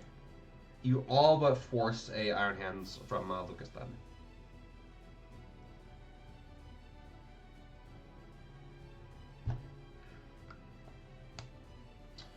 Three energies and a Mew left in the prize cards for Diego. Not optimal, but you know what? It could be worse. We play a lot of energies for a reason. So let's see here. Nest Ball. Lining up the hands. It has to be, yeah, it probably has to be hands here. Has to be hands here for Lucas.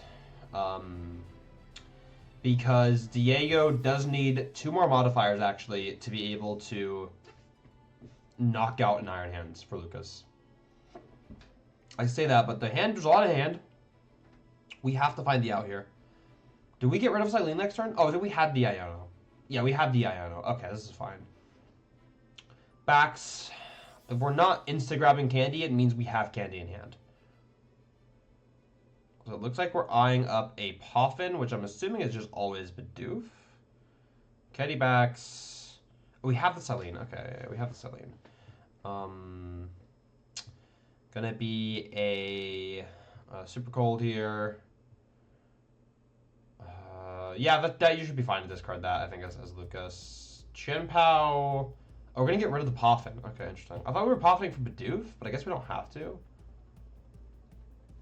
I don't hate double barrel here. I actually really like double barrel here for Lucas. Oh, but then again, actually, no.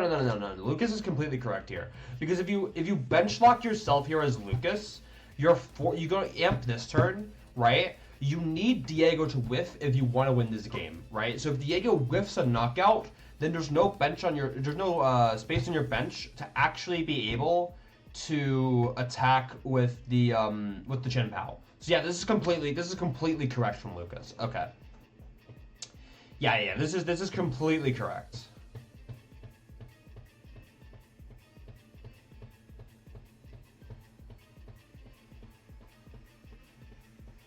All right, Arven here being played for Diego, so that should always just guarantee. No? For Arm Press to knock out without a future booster, we need 4 crowns, don't we? No, we need, wait. Yeah, 4. We need 4 crowns. Unless we have... Counter Catcher wouldn't do it. What would?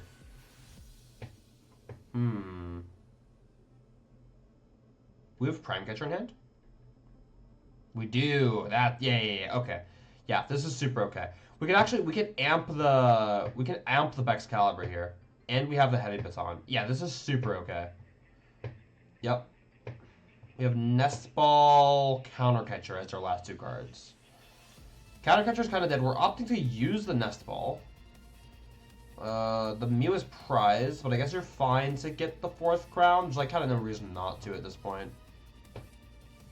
We just knock it active. Yeah, this is completely okay. This is actually basically just optimal. So Lucas has to respond with Chien-Pao, but responding with Chien-Pao immediately loses to the game. Because there's so many crowns in play. And you can't even respond with a 1-prizer, because even if a 1-prizer could knock out the active, you just lose to Amp because of a Heavy Baton. So by all means, this feels like checkmate. This feels like checkmate.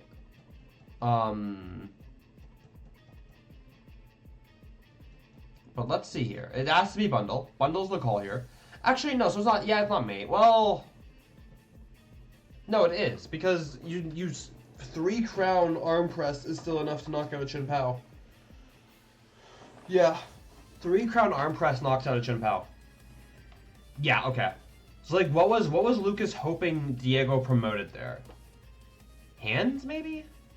Maybe a non-free retreater? Either would have worked. Ooh, we see the Crisis Punch at the bottom of the deck there for Diego. Interesting.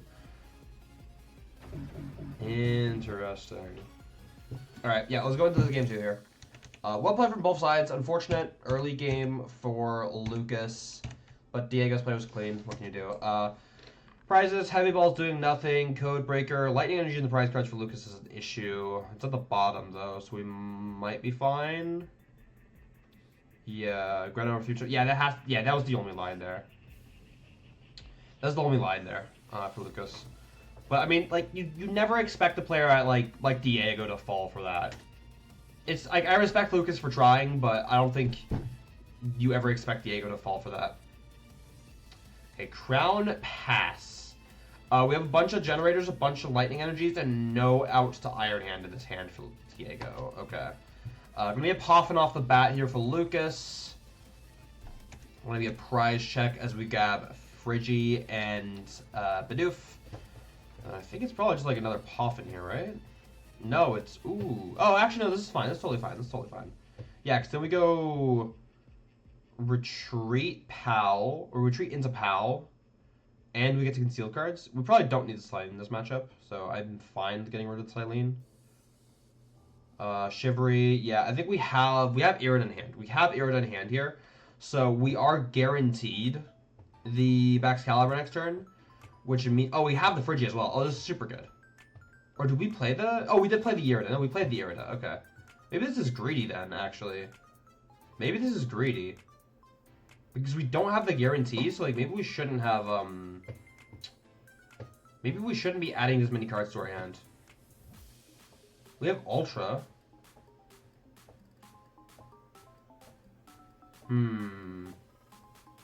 Alright.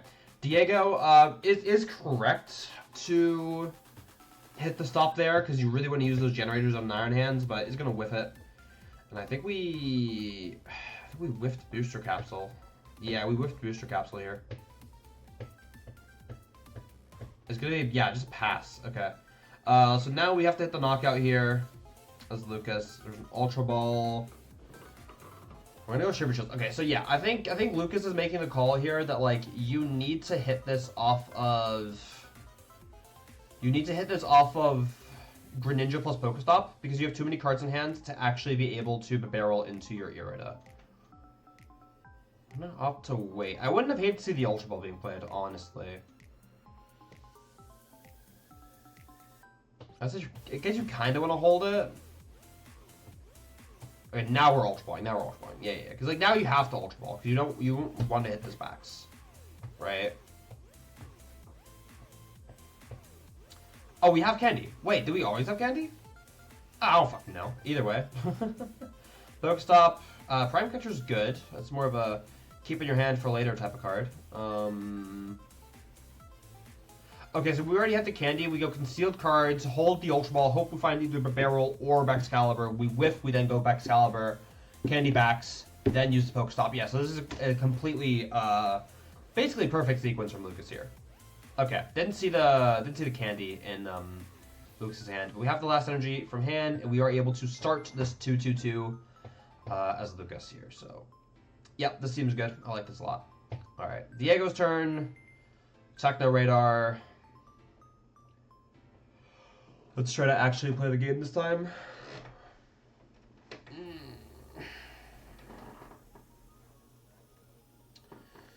Yeah, so this is just really rough for Diego here. How do you even get into this hand? Like, back into this? Are we in amp territory? Or we're in counter catcher territory? I guess we go 1-2-3, but 1-2-3 doesn't feel great. I do not hate killing Bidoof here.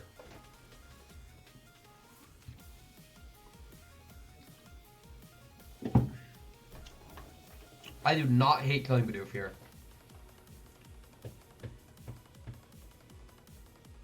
Yeah. Because basically, like, Lucas needs energies for the POW and Gust, or needs the Iron Hands. And that's, like, pretty resource heavy, so if you can eliminate some of Lucas's potential draw here, that's, like, your best bet as Diego to get into this game again. But we have Lightning, we have Irida, we have a bundle, of course, that we just used.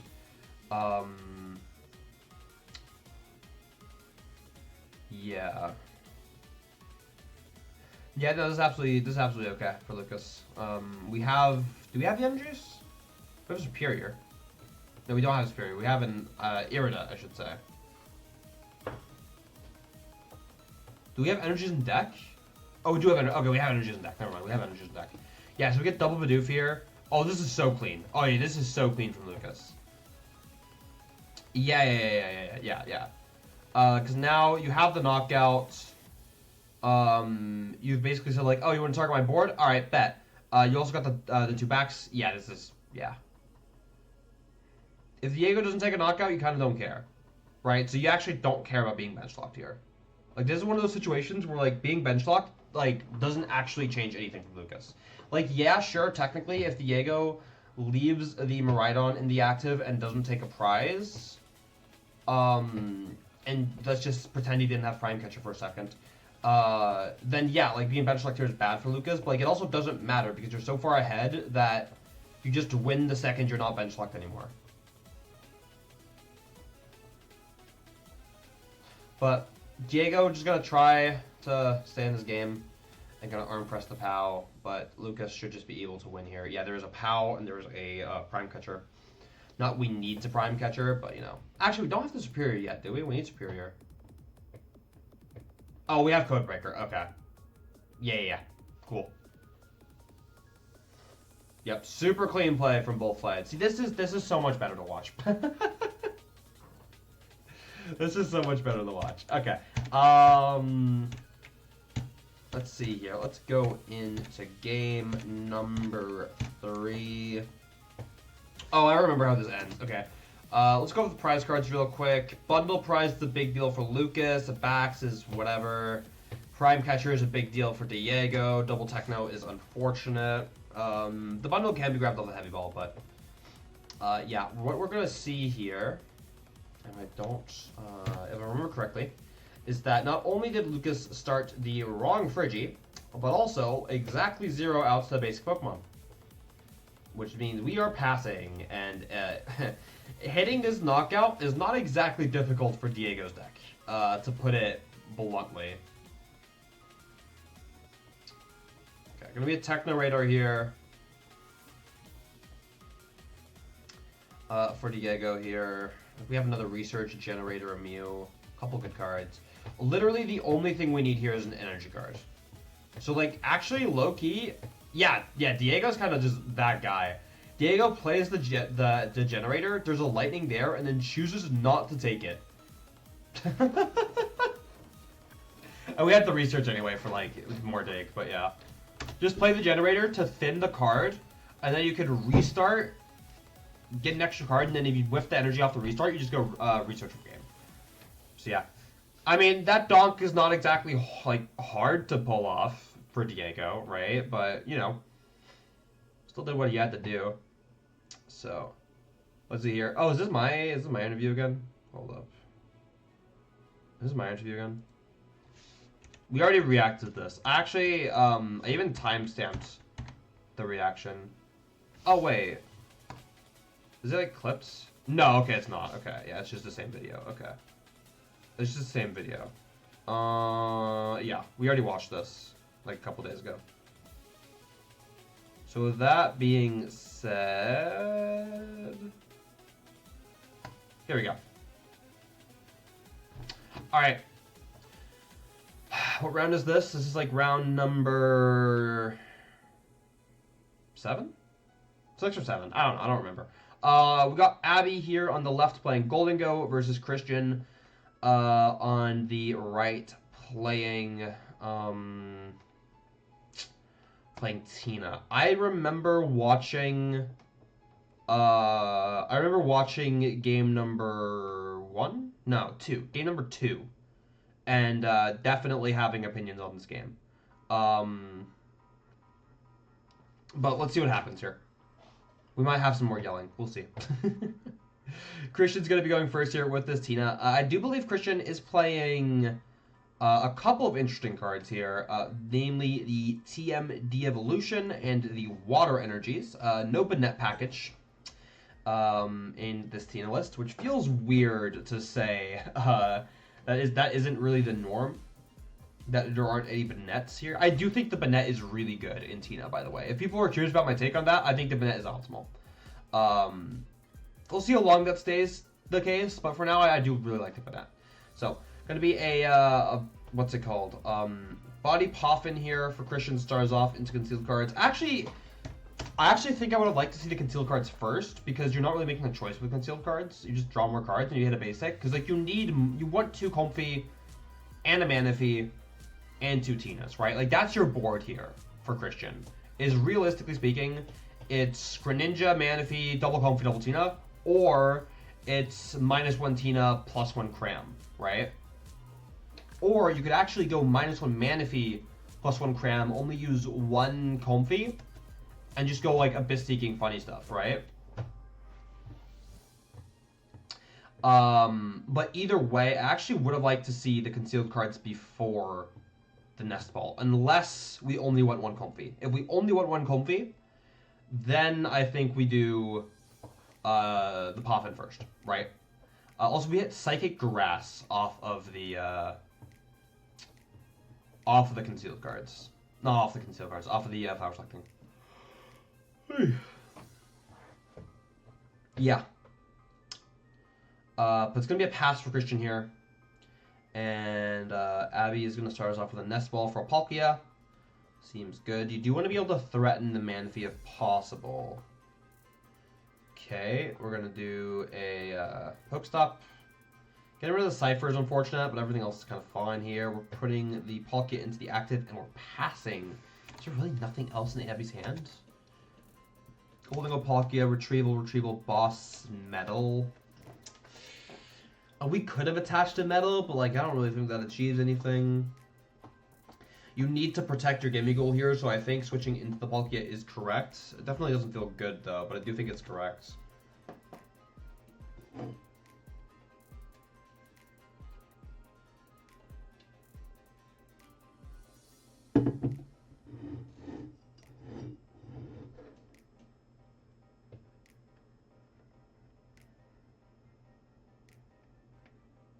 Alright, let's see here. I think wait, what did we Comfy for? Sorry, I like completely spaced there for a second. We got rid of, okay, we've Colressed first. We got rid of Water and Comfy to keep Colress, Switch, and I think another Switch. Colress, Switch, Cart, Switch. Okay. Yeah, no, this is, yeah, that's probably fine, Miss Christian. You're never, like, actually gonna get to Greninja. Well, then again, Abby's board is like super mid here. You might actually be allowed to Greninja here as Christian. You might actually be able to Greninja. So maybe keeping the water wasn't terrible. Then again, we find Prime Catcher, we are like officially gaming. Alright, what do we got here? Flower Selecting, there's a Grass and a Mirage Gate. Yeah, we have to keep the gate, keep the Grass here. I don't think we've used concealed cards. That is what we're going to do here. Grass, and was that the Prime Catcher? Did we actually just find Prime Catcher? We did actually just find Prime Catcher. That is crazy. That is crazy. We have a Grass to the Tina, a Prime Catcher onto the Gimme Ghoul. Yeah. This is rough. Got an Evolution, Pokestop. There is a Buddy Poffin. Yeah, so like keeping the water here would have given Christian a lot more outs. Now I don't know if Christian plays 1 or 2 waters, or no, 2 or 3 waters. Sorry. I don't know if it's 2 or 3 waters. Well, I guess we'll find out here in a second. Because if you could snipe double Gimme Ghoul here, you just win. Like straight up, you just win. Now, to be fair, like, if you do just bonk the Palk with your Tina, you're probably also just winning, but that's besides the point. It's going to be a Cypher Maniac. I do not see any cards in hand that are going to let us draw cards this turn. I think this might actually be a Cypher for next turn, which is yikes. Definitely not ideal for Abby. I think we're just passing here. Oh, an energy? Yeah, pass. Yikes. Okay. We'll back over to Christian. I mean, if we can kill double Gimme Ghoul, we do kill double Gimme Ghoul here, right? So I think we get rid of the Roxanne, honestly. I like keeping every other card here. We're gonna get rid of the Jet instead. I'm not sure I agree with that. Like, you don't need the Jet here, but it is nice. Okay. Comfy, cannot see the cards. Switch, and don't know what the last card was. But you are typically fine to get rid of a Switch. It's going to be a Gate here. Is there another water in deck? That's what we need to know here. Is there another? There is another water. Okay. So if we have... if we have Rod... If Christian has Rod, we have Knockout. Because we have another Gate. I don't know if we have Rod, though. Or do we not have another Gate? Maybe we don't have another Gate. But we also haven't concealed cards. So we haven't tried. We should absolutely have concealed cards to grass. Like, I don't think there's any reason not to try for this double knockout here as Christian. Now, like, yeah, sure, killing the Palkia is also just, like, really good, but, like, I think you're absolutely fine. You're absolutely fine to just use concealed cards here, because, like, how are you ever getting punished for that? I don't think you are. Alright, Greninja bench here, Gholdengo. And then what now? Gonna be an Earthen Vessel. Did we grab Earthen Vessel as the second card here? Because I think we top decked Greninja, and then we had the Gholdengo. So the second card would have been drawn off the Gholdengo. And I think it must have just been a Vessel. Like, there's no way that's better than Irida, right? Like, there's no way we're grabbing Vessel over, like, a supporter. Alright, whatever. Nest Ball here for Abby. Honestly, I just think Abby should scoop. I'm gonna be real. I think Abby should scoop this game. I think you want to have time to win games 2 and 3 here. We should have scooped a while ago. In all honesty. Like, even, yeah, okay, we are. Are we? We are scooping. Okay, yeah. No, absolutely correct here. I would like to see scoop, like, maybe last turn, but you know what? As long as we're scooping, like, here, we're still, like, kind of fine. So, again, pile shuffling in between games is very cringe. And they're both doing it. Okay. If you listen really closely right now, you can actually hear Azul losing his fucking mind right now. Okay?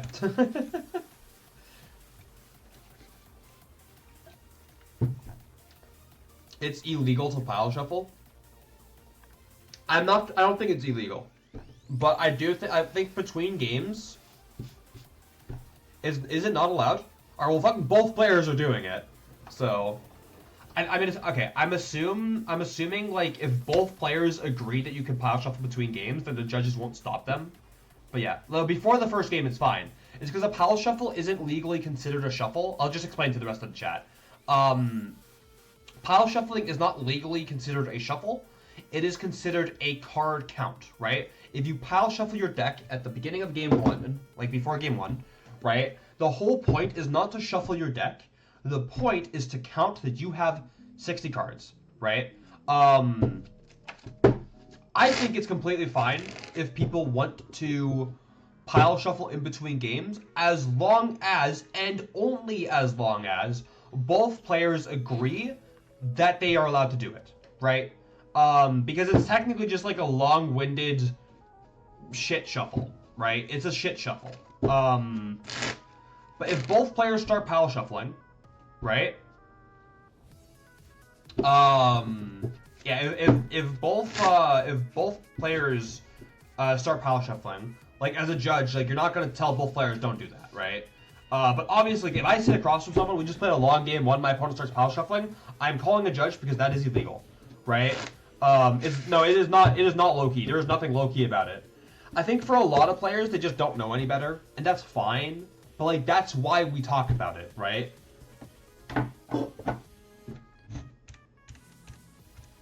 Like, I don't think either of these players are intentionally time stalling right now, right? I don't think either of these players are intentionally time stalling. All right, Davis, good luck in your challenge. But yeah, like neither of these players are actually, like, you know, attempting to time stall. But yeah.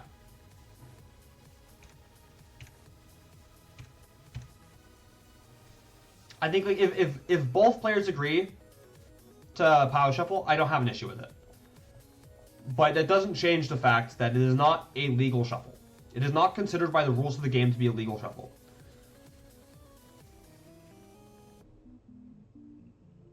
Yeah, pile shuffling before game 1 is fine, because you're not pile shuffling to shuffle, you're pile shuffling to count that you have 60 cards in your deck, right? Alright, enough about that. Abby is going to go first here, double Gimme Ghoul off the bat. See a couple energies. Ultra Ball here, okay.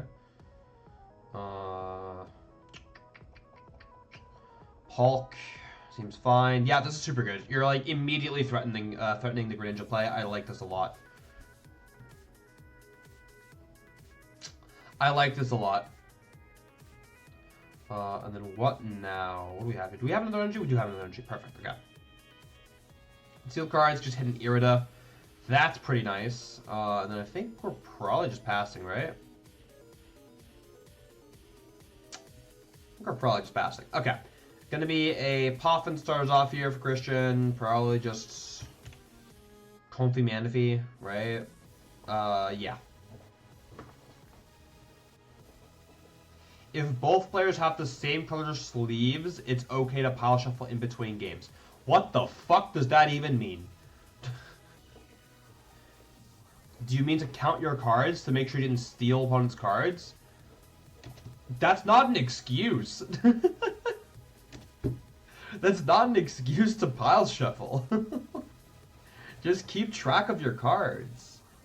Worst case, you could just actually count your cards. Like, just grab your deck and count 60.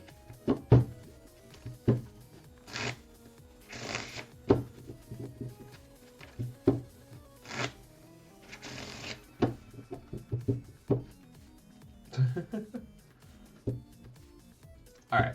I think it was Nest Ball for Cram here. Yeah, Nest Ball for Cram.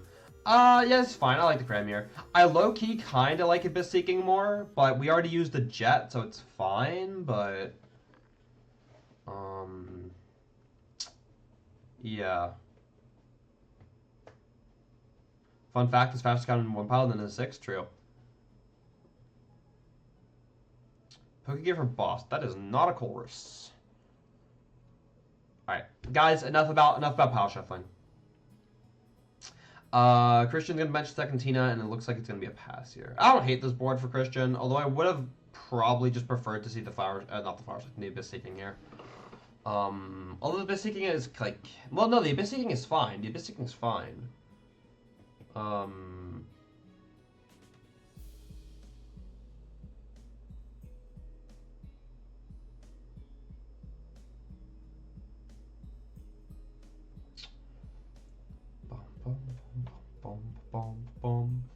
Alright, what are we doing here, Zavi? I think we Artisan. Sorry, I'm completely zoning out. Yeah, we Artisan for a Gimmighoul here. Gholdengo, Palkia. Single retrieval. Concealed cards. Okay, so what are we trying to find? We have an Irida in hand. I do believe we play Canceling Clone. I do think there is a Canceling Clone in this deck. So I have discussion about shuffling. Fuck no. Dude, go harass Azul's chat with that shit. Leave me the hell out of it. Oh, the Canceling Clone's in the prizes. I only think we play one, though. We probably only play the one. Did we also price? Actually, I think we also priced Prime Catcher. We also priced Prime Catcher. Okay. Yeah, Abby is not gonna get to Greninja here. We prized, like, every single piece of the puzzle.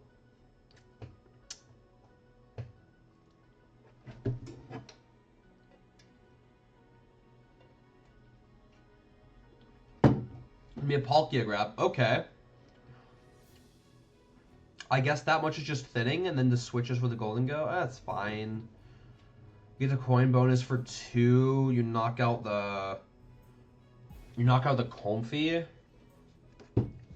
The thing for Abby here is that, like, you... Wait, why the fuck are we... Wait, what are we doing here? Are we going to Greninja anyway? Oh, we're going for Palkia. No, Palkia's better. Palkia's better here. But then why did we grab Switch if we're just going to... Why did we grab Switch if we're just going to manually retreat? What's the Switch for? Is it so that we can... I guess it's so that we can Gholdengo next turn? We can, like, attack with Gholdengo? Maybe? I'm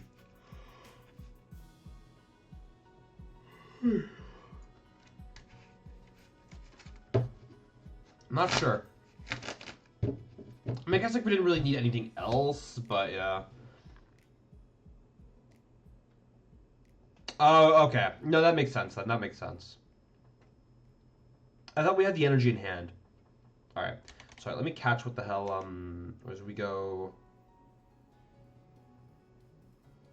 Okay, we grab the new Comfy, And then we flower selecting away a Comfy. Okay, yeah, this is fine. Christian's just vibing here. Christian's not doing anything special. Attach, retreats. Okay, we have boss Gimmighoul. Yeah, no. Because, like, cramming a Palkia doesn't actually achieve anything, so as long as you're going around it, I think that's good.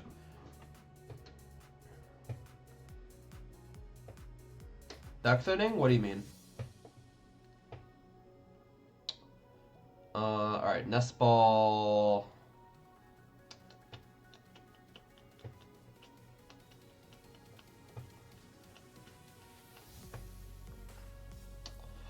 Manaphy, why? Why are we grabbing Manaphy here? Manaphy does not achieve anything. Okay, so here's the thing. This Manaphy is only doing anything if you have 2 Gimmighouls in play.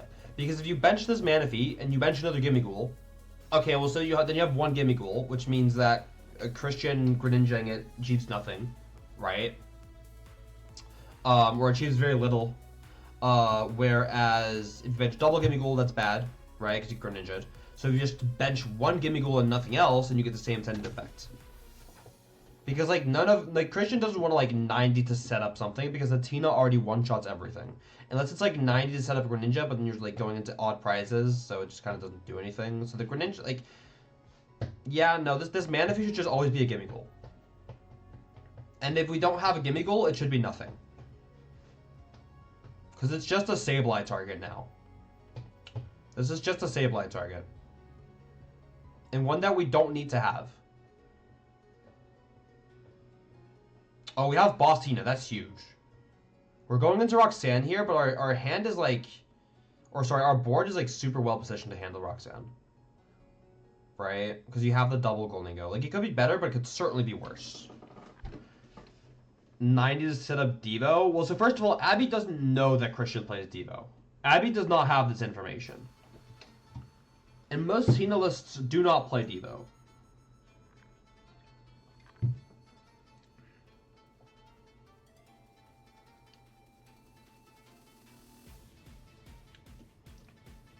Let's see here. Colors for Christian. That is not a Roxanne. Do we have a choice? I want to see Christian's hand. I haven't been able to see Christian's hand, which is making it really hard to actually comment on what Christian's doing. Getting rid of grass. Okay, what do we have here? Just 2 gates, 2 grass, switch, rock. We had Roxanne. We have no outs to Colt. We have no outs to Tina.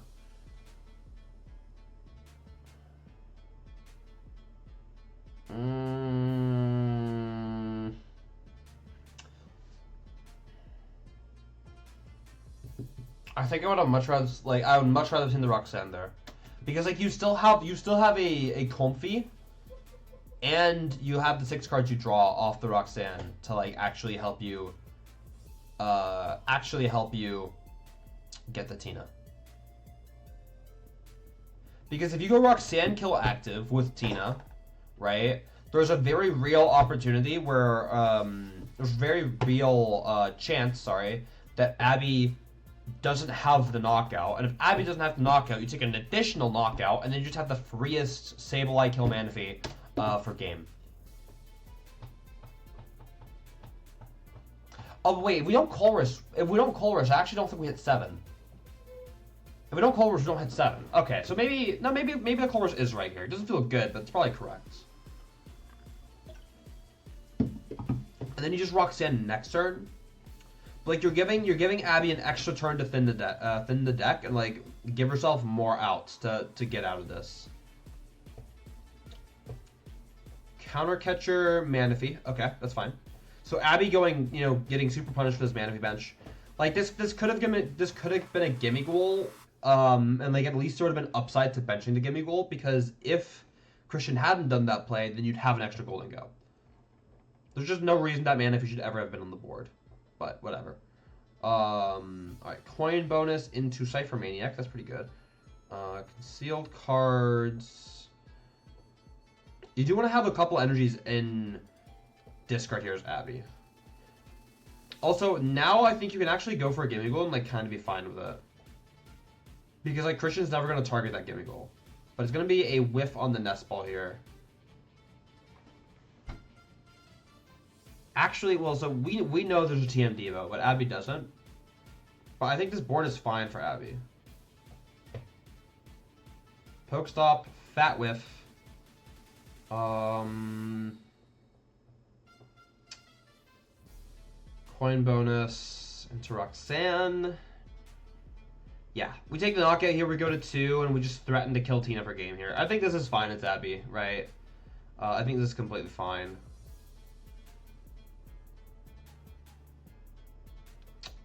We're going to retreat into the Comfy. We're going to get rid of the Greninja. Was that a Tina Vstar? I think it was. Hold on, let me see.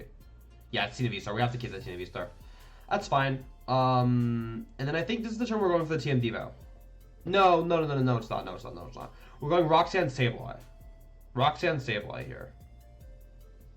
Yeah, Roxanne Sableye. Have Abby whiff. That's the line here. And it's a good line. It's a good line for Christian, right? Abby does not know there is a TM Devo. As Christian, you're not expecting Abby to play around the TM Devo. And therefore, you are able to set up this line that basically all but like guarantees a win condition for Abby. Now, this is the point where I think Abby has to be incredibly aware of the TM Devo. Because Christian was not subtle about checking the HP on the Gimmigholes and matching it with where he put the Sableye, right? If you're Abby in this situation, alarm bells need to be going off in your brain saying, hello, there's probably a TM Devo in Christian's deck. That is a problem. Now, you just got Roxanne. You probably don't have a way to play around this. However, that shouldn't stop Abby from trying. Yeah. All right, concealed cards now. That's very greedy. Do we have... Oh, we had... Okay, no, we had outs. We had outs. Okay. Pokestop. That's whatever. More energies in the discard pile really isn't that bad for Abby here. So let's see here. Superior, Irida. Yeah. I think the number one thing we should be trying to get into play here as Abby is a Gimmighoul. Now, okay, to be fair, we could make boss game. Do we play... I remember the casters talking about this. Does Abby play Palpad? I think I remember one of the casters, I forget who, was talking about, like, Abby playing a Palpad and should have Irided for the Palpad. Because Palpad gives you boss, and then you can boss... So why, wait, hold on. Why are we playing Superior? Why are we playing the Superior there? Why are we playing Superior there? Hello? Is it so we have more energies to play around Roxanne? But you want to keep Superiors. You need Superiors for your Gholdengos. Unless you already, like, have concluded that you're about to get TM Devo'd. But if you've concluded you're about to be TM Devo'd, then the most important thing you can do is get Gust in hand for next turn, or get a Gimmighoul in play. Either or. But Abby's done none of those. Abby's done neither. And the really scary thing is that Christian simply puts a Psychic Energy on the Tina, goes TM Devo, and says, if you do not have Gust, I win the game. Right?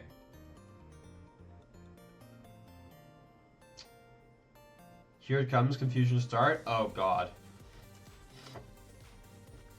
Because this is also where I think I tuned off. I was doing something else. I think what was I doing? I don't even remember.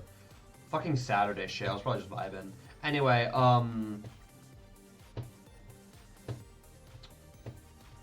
yeah. Alright, Pokestop. Why are we hitting the Pokestop? I don't know. Probably doesn't matter.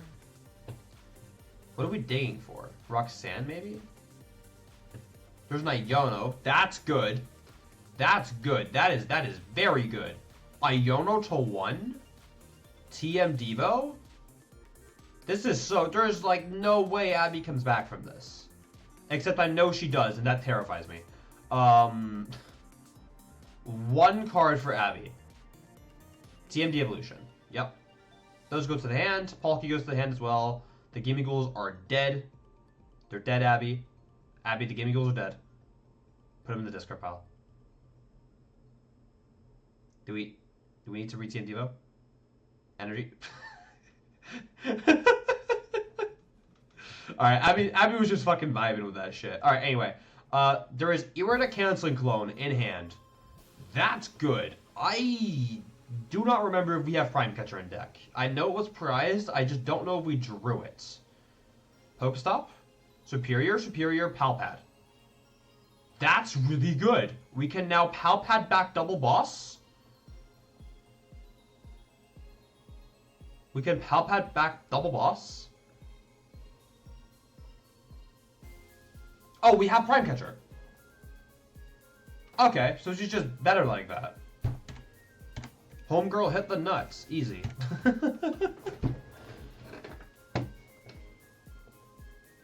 Now, okay, Abby still needed an energy. Abby needed an energy to retreat the Greninja. Abby needed energy to retreat the Greninja. But we had fucking double what's its face? Superior off the Pokestop.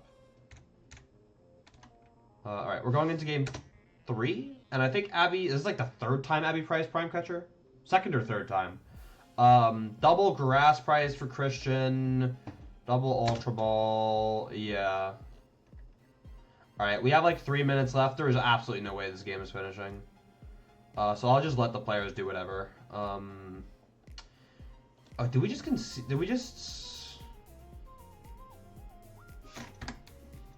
hold up. Okay, so Christian just Artisan. I don't think Christian's used the Artisan. Then flower selecting before concealed cards. That's like 3 separate like sequencing blunders. Okay. Oh, have we used Artisan? No, there's no way we haven't used Artisan here. No, we did use Artisan. Okay, there just wasn't a thing on it. Okay, thank God.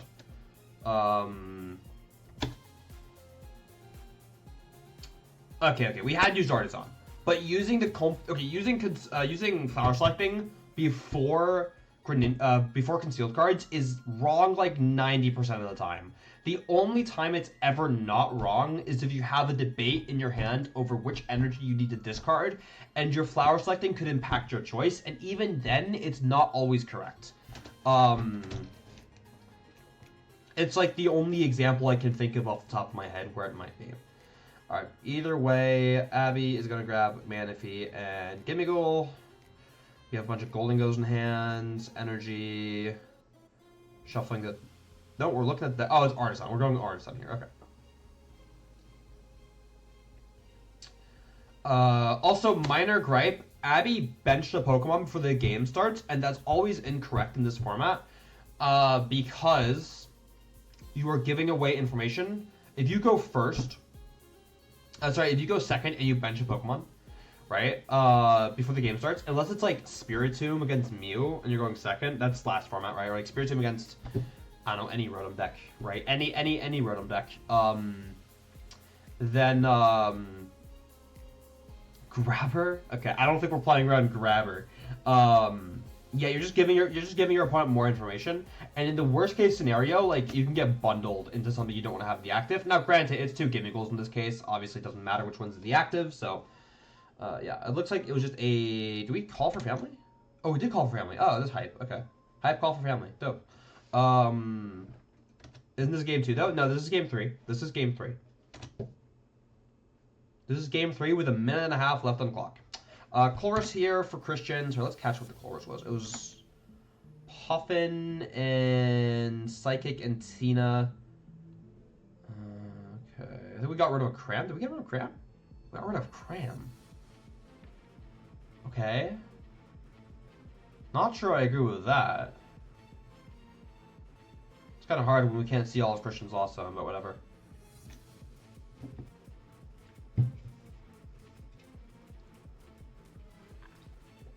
No, we did have the cram. Unless it's double cram. Alright. Not sure about that one. Gholdengo, Gholdengo. We have Energy, Canceling Cologne, and something else I can't see here. So what are we trying to grab here? Probably just like a Gimme Goal. Unless there is no Gimme Goals, in which case we're not grabbing a Gimme Goal.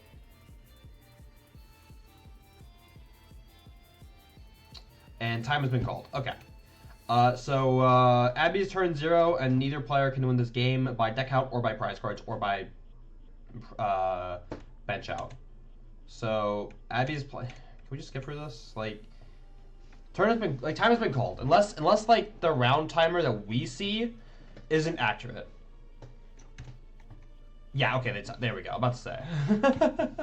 Like surely one of them offers the tie at some point, right? But yeah. Okay. Interview Tort again. God damn it. Oh, actually, wait. This is cool. Okay, they brought Tort in for an interview, and then they pulled up his deck list picture. Actually, okay, low-key, I like that. I think that's cool. All right. And then we have like the prize mapping video, Swiss rankings, Ryan Harris, Kitchen. Anyway, all right. Round number 8. Pedro Pitsui versus Braden Alfred. We've got Pedro here on the left playing Zard. Did they show Wigglytuff control in the end? The end of what?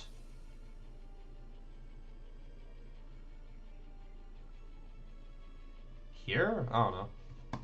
We have not seen Wigglytuff control on stream yet, yesterday at Orlando. Anyway, yeah, Pedro here on the left playing Zard. Braden, of course, playing the Espathra EX. This is the second time in the past 2 weeks we have VOD reviewed Braden Alfred playing Espathra against Zard. Spoiler alert, this is the second time we are going to see Braden playing Espathra lose to Zard on stream. I am not convinced that Espathra is favored in this matchup. I am not convinced that that Espathra is favored.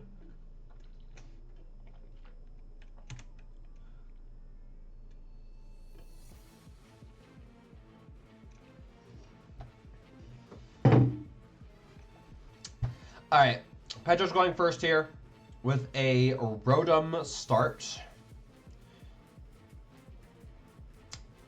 Gonna be a prize check and probably a Pidgeot and a Charmander grab. Yep, seems like it.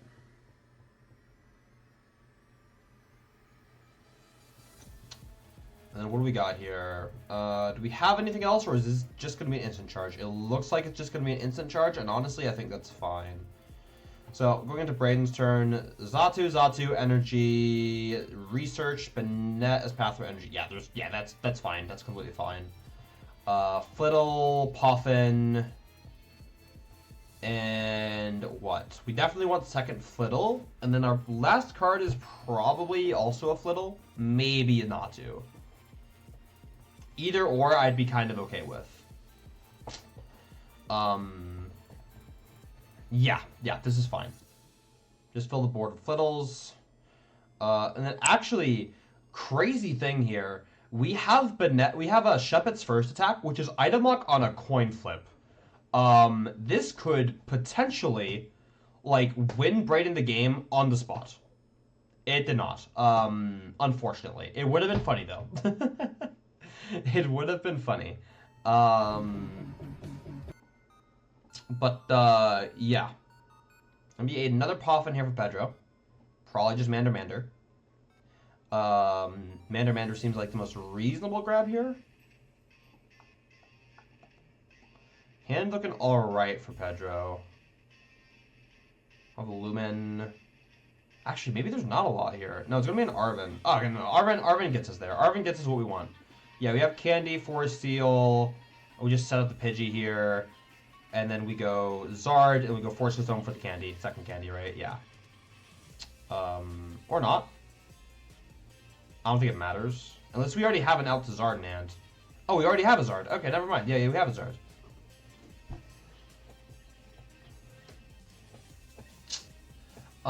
I think what the casters are mentioning here is that the Heat Tackle Charmanders actually one-shot Flittle, which is very relevant. I'm gonna read the belt here. Yeah, exactly. We're gonna see a Heat Tackle kill. Oh, the belt only protects stage 1. Oh, that's a super good shout for Pedro. You remove the belt here. That's a big deal. Yeah, you get to remove the belt here. That's huge. Okay. Capturing heads for Braden is going to give us the Xatu. That's pretty good. We have the Espathra in hand already. We promoted a Flittle. Is Flittle free retreat? I don't think the Flittle is free retreat, so this Flittle shouldn't be in the active. Surely it's always a Shuppet in the active, right? Surely it's always Shuppet active. Unless the Flittle has free retreat, but I don't know that it does. Because we need to use these Zatus to do shit.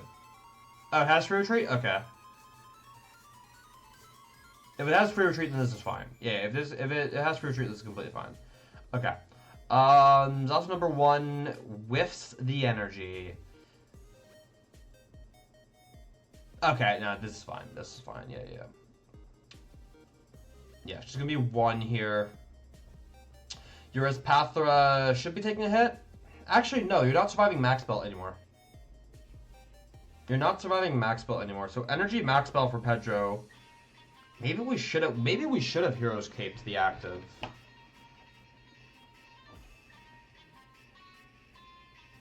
But then again, like I think Braden has to force Pedro to attack with the Zard. Right? I think if Braden wants to win this game, Pedro has to attack with Zard.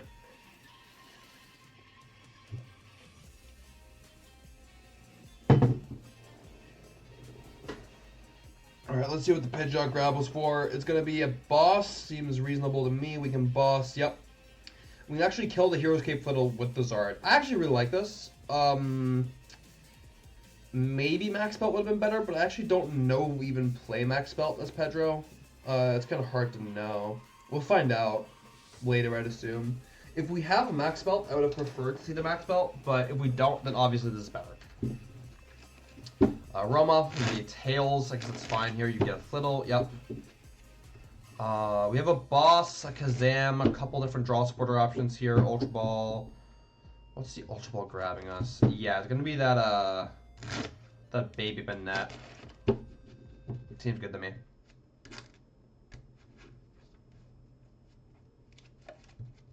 And then Iono to 4. Yeah, no, this is fine.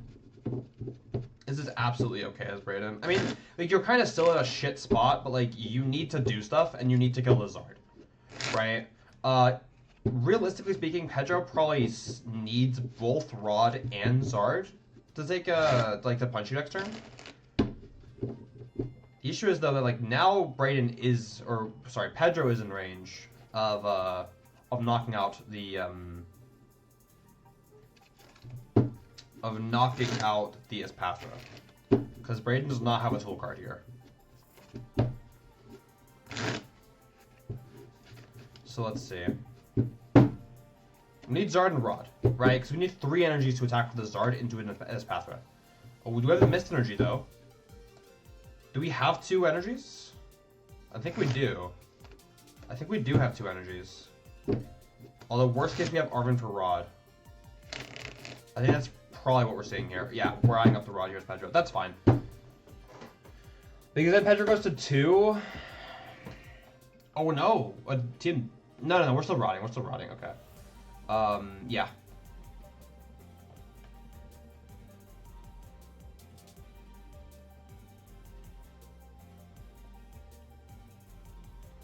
Yeah, we're going 2. We keep 1, and we have the Mist energy in hand, right? So we get the Mist energy as our last energy here. Because the Dazzling Gaze adds a Colorless to the attack cost. So yeah, we have a Palpad as Pedro. I like this. I like this a lot. Double Arvin as the... Okay, interesting. No, this is still fine. This is fine. I actually don't mind double Arvin here.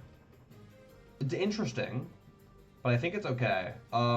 Because we're probably trying for, like, out to energy Radzards. No. Maybe not. I don't know. Either way, let's see if Miraidon is able to actually respond to the Vstar in the first place. That's going to be the real kicker, right? We have the Ultra Ball, but I don't think I saw the Espathra in there. So they were looking for a Rod, but it's going to be a Flutter Mane instead. Okay. So what are we trying to pull here? League headquarters. Oh, we have the Espathra in hand. Okay, never mind. We have the Espathra in hand. We were just thinning. That was attached from hand. Okay, sure. Iono. Okay. Iono to 2 is good here. Yeah, so... Let's see here. Oh, but Pidgeot still has 4 Steel Stone. Ooh, wait, the circles. Good shout from the circles here. We have the Arvin that we just got back. So Arvin's going to give us the Zard. The Pidgeot can get us the energy, and the 4 Steel Stone can get us the Counter Stadium. That wins us the game here. So Combustion Blast, let me break this down for a second. Combustion Blast is an effective 7 energy attack cost right now. 5 of those energies are not required. No, wait, is it even... Yeah, 5 of those energies are not required because of Excited Heart, right? Because of Zard's ability. Okay, so we need 2. We only get 1. We have 1 attached from hand, right? And then you need to remove the League headquarters because you obviously cannot remove this Espathra's ability unless we're like gusting, right? So, if we get Counter Stadium here, we have the knockout as Pedro.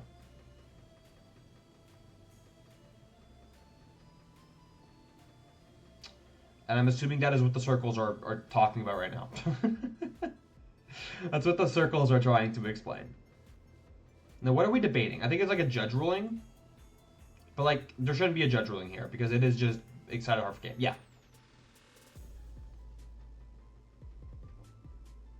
Because Pokemon League Headquarters and Espathra add to the attack cost, right? But there's nothing on Zard that says that it can only, like, lower it by so much, right? So, yeah. Super well played from Pedro. And it's just like a matchup where I'm just kind of thinking, like, I don't actually think... I do not actually think Miraidon is favored in this matchup. I just don't think he is. I think you could probably, like, beat a bunch of, like, shit Zard players with Espathra. But, like, when you're playing against Pedro, no. Nah, he was clarifying with the judges how many energies needed. Okay, that's probably it, yeah. Counter Catcher Rod. Rod at the top of the prize cards for Pedro is extremely relevant in this matchup. And the Shop and Start again for Miraidon. So Miraidon's going to have another out to just turn 1 item lock Pedro, which would basically just lock up this game. Right? Because you can go turn 1 item lock into turn 2 item lock, because you just go to Banette EX, you don't have to coin flip anymore. And then all you have to do is just kind of like try to hunt the Charmeleon. Well, then again, like, you actually kind of can't do that. I don't know. We'll see. It'll be interesting. Pedro's prize checking, though. We already saw the prizes, so we can just skip over that. Going to be an Ultra Ball for a Pidgey. Wait, what the hell? Did we just miss to Pidgey and... Okay, low-key, though? Okay, so this hand is clearly not good for Pedro. But, like, grabbing the Pidgey over the Charizard is actually... Or over the Charmander is a super good call for Pedro. Because he's acknowledging the fact that, like, Heat Tackle kind of goes crazy, right? And you can also attack with the Pidgeot, right? And the Pidgeot never really dies to an Espathra. So the Pidgeot, like, if the Pidgeot can just, like, kill small stuff, that's super good value for Pedro. The real issue is the fact that you now have to get this Rotom out of the active, which requires a Turo if we're trying to attack next turn. Also, nice double puffin for Miraidon here. Gonna be 2 Zatos. Zatu's and to Flittle. And Iono. Okay, Iono is not exactly what you want for Braden here after Pedro did nothing, but the bare minimum you're getting rid of the instant charge cards. And we're going to flip again for the Shuppet, but unfortunately no item lock for Braden. Unlucky. Let's see what we got here for Pedro. It's going to be an Arvin. That is pretty good. Pedro knows to play this matchup really well. Yeah, exactly. But, like, I think this is a matchup that, like, at the highest level, you should be expecting top players to know, or at the bare minimum, be able to learn on the fly. And we're talking about the 1% of players, right? But, like, if you're trying to win a regionals, then you need to be able to beat the top 1%, right? And if Espathra can't beat Zard, Espathra cannot win a regionals. Or, okay, let me rephrase that. If Espathra cannot beat the best Zard players, Espathra cannot win a regionals. There we go. Like, I think an average player would lose to Espathra. But if you're trying to win, you're not expecting to hit average players your entire tournament.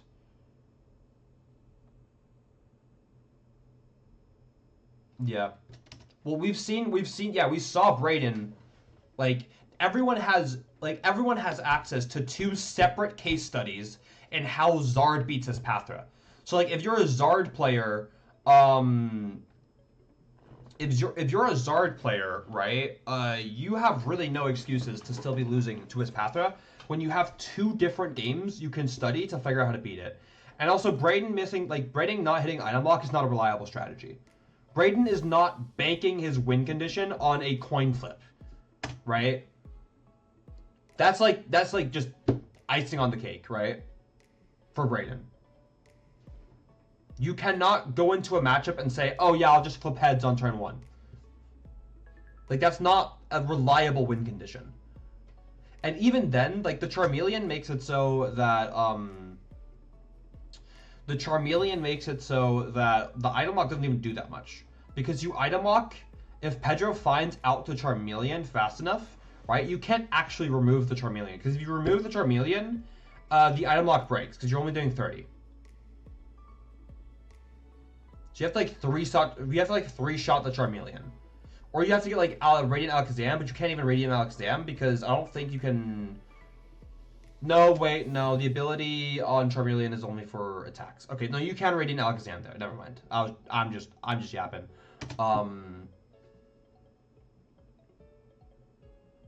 But yeah, Zard players, you should not be losing to Espathra. At least not, like, consistently. Oh, it's going to be a boss into an Eek here for Braden. That's fine. I mean, well, okay, it's not fine, because now Pedro's going to go up 2 prize cards, but, like, I don't think you have a choice here. There's not a whole lot going on. It's going to be a quick search here.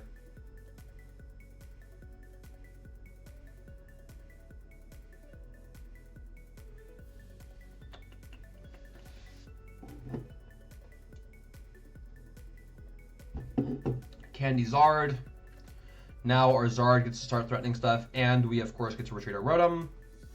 We're going for a Sealstone now. Okay, interesting. Curious to see what the Sealstone grab is. Is it boss? It is boss. Okay, no, this is good. Boss is good here. You remove the Xatu from the board. That's another thing, right? Like, it's so easy for decks with Pidgeot engines to just, like, constantly harass your board because they never whiff boss because they literally just get to, like, grab it. Right? Oh, so, okay, Braden's going for the Banette strat here. I'm not completely sure I agree with this. No. This is fine. This is actually fine. Braden is acknowledging the fact that the only real win condition he has is to trap this Rotom, right? And, like, hope that Pedro prized the Turo. Yeah, because, like, how else do you win this game as Braden, right? Like, if you look at the board, like, hypothetically speaking, say we knocked out Lizard. Okay, cool, you get return knocked out, right? You just lose the 2-2-2. You lose the 2-2-2. And, like, yeah, you'd never win this game as Braden, like, in a normal way. So I think you have to go You have to like try for like obscure lines like this. Because you might as well, you're down a game, like you might as well try, right?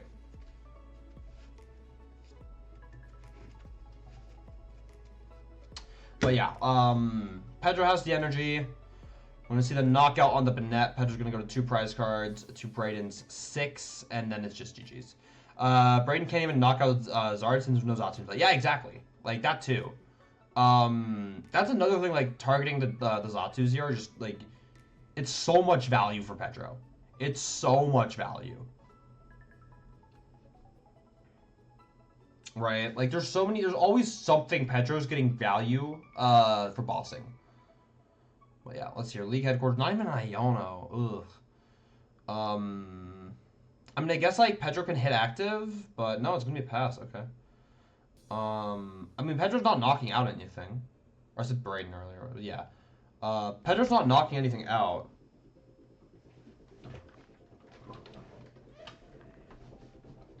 Like that doesn't matter. Okay, no, Pedro's not gonna active. Like, again, it just doesn't matter anymore. You go to 1, and then you just kind of win.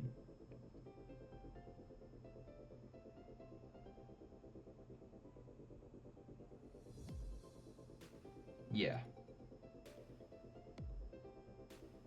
Let me knock out here.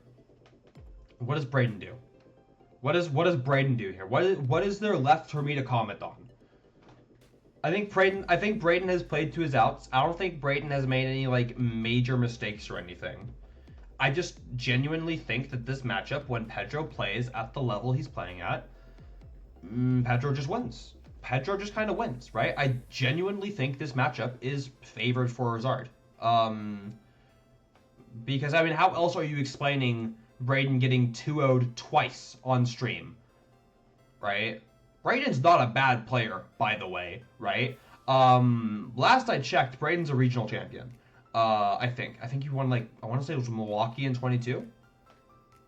So, like, Brayden is not a bad player, but, you know, sometimes you just get bopped. All right, we're gonna cut to a quick break. I need to go to the bathroom and whatnot, and then we're gonna get into round number 9. So yeah, stay tuned.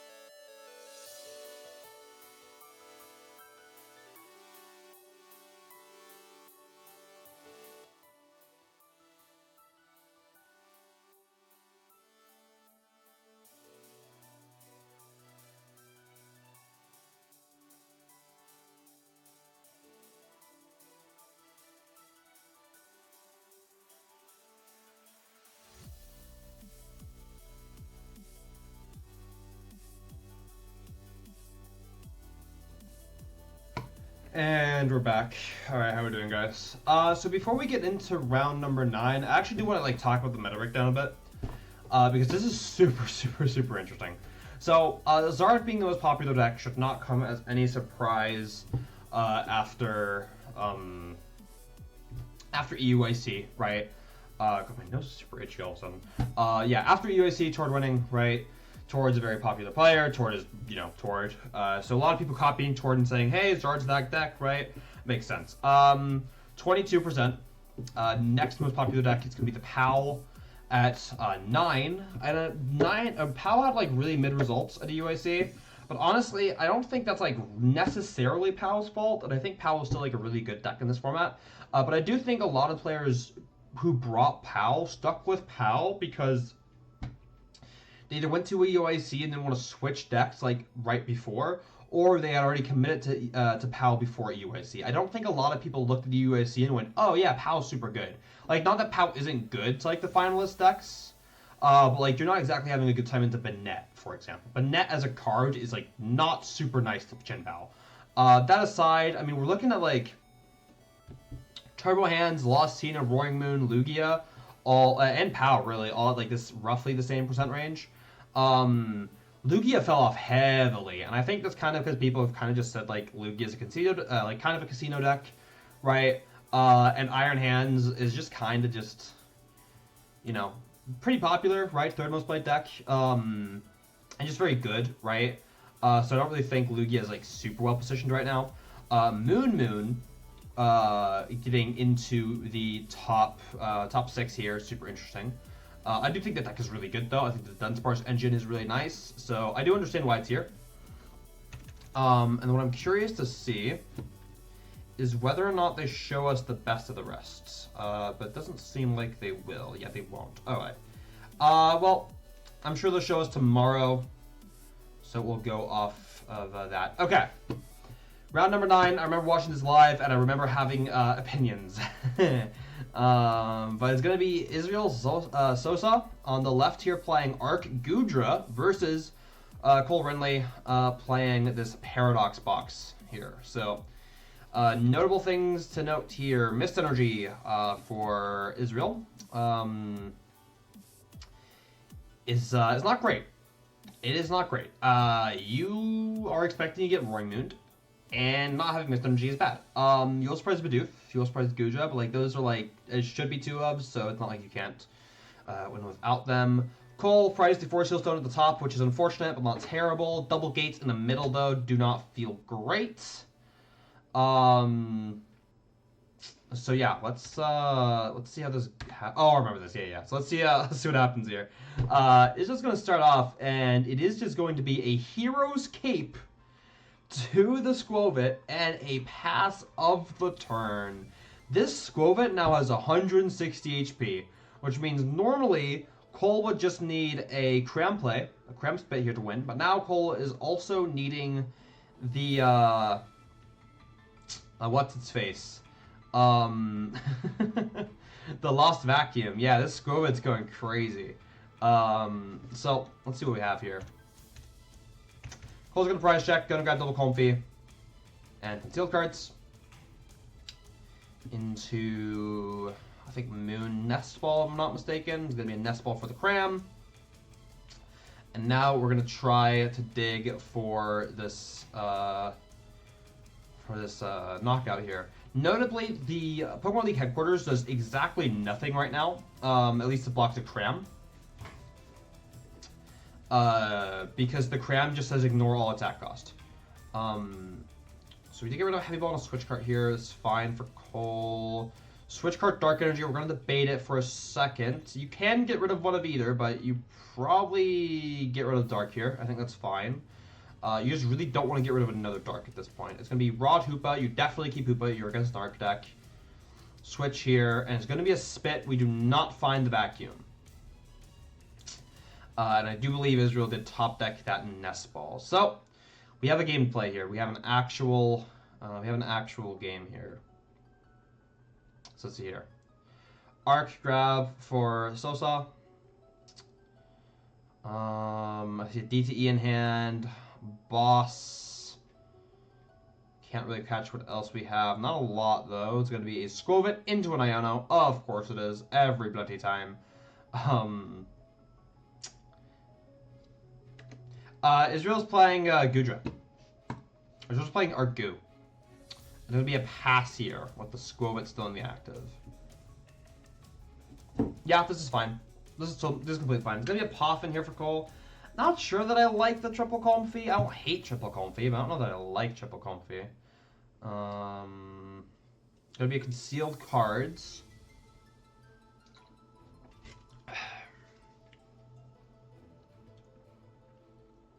We did find the vacuum, so we are able to take this knockout in between turns. This is good.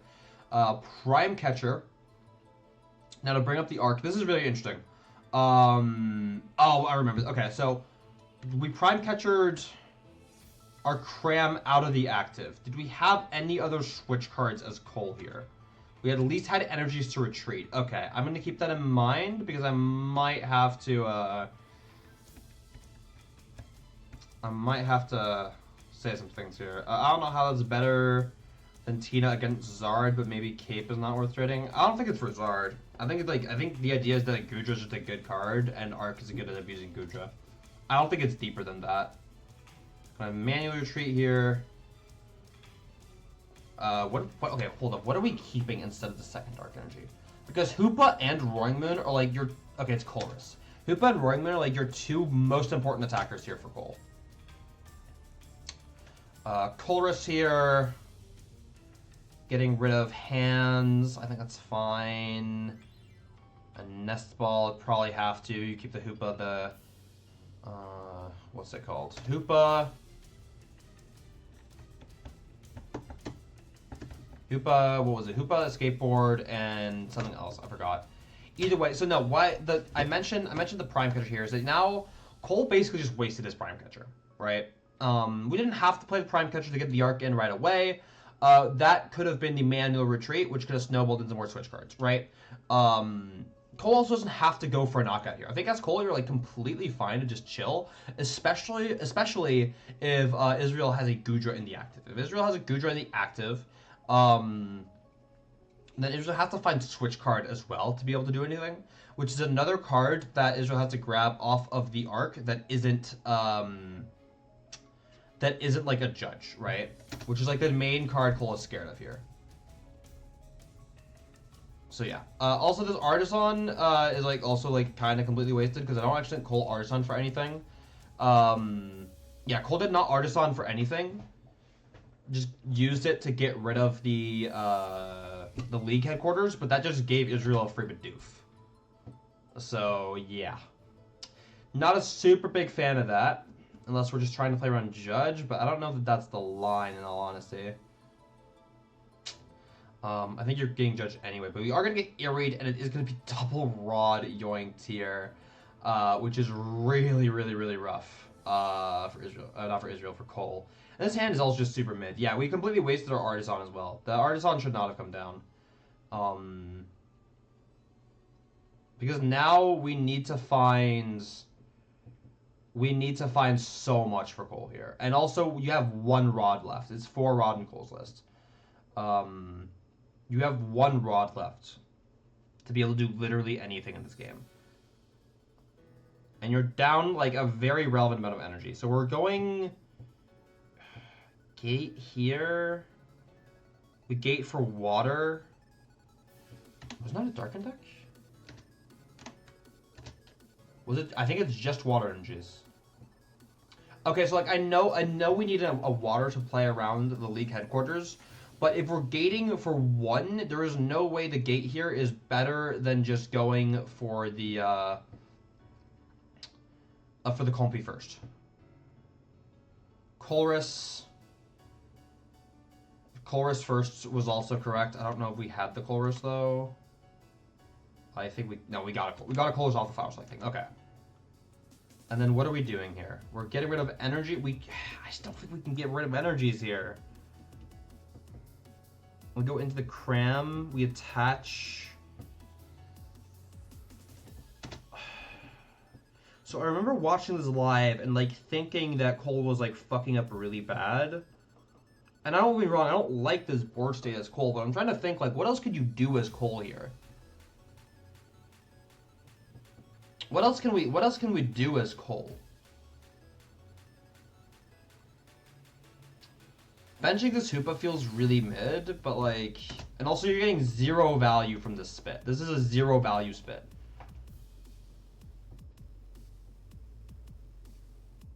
Honestly, I just feel like Cole is so behind this game purely based off of board state.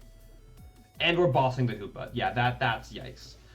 You got to retreat this DTE off, so the Hoopa isn't doing anything relevant to the Goodra. And you got to damage it. Switch cards, not really relevant, but you have to see cards.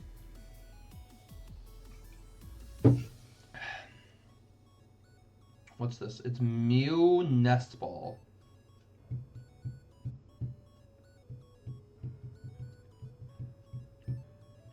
Remember, we also still have 2 gates prized for Cole, and Cole should know this. We have a gate in hand, is our last gate. We're just gonna spit again. Hold the rest of the hand. I guess that's like kind of fine. But we are going to... we are going to top deck animation. And just gonna, yeah, Goodra the Hoopa. And what do you do now as Cole?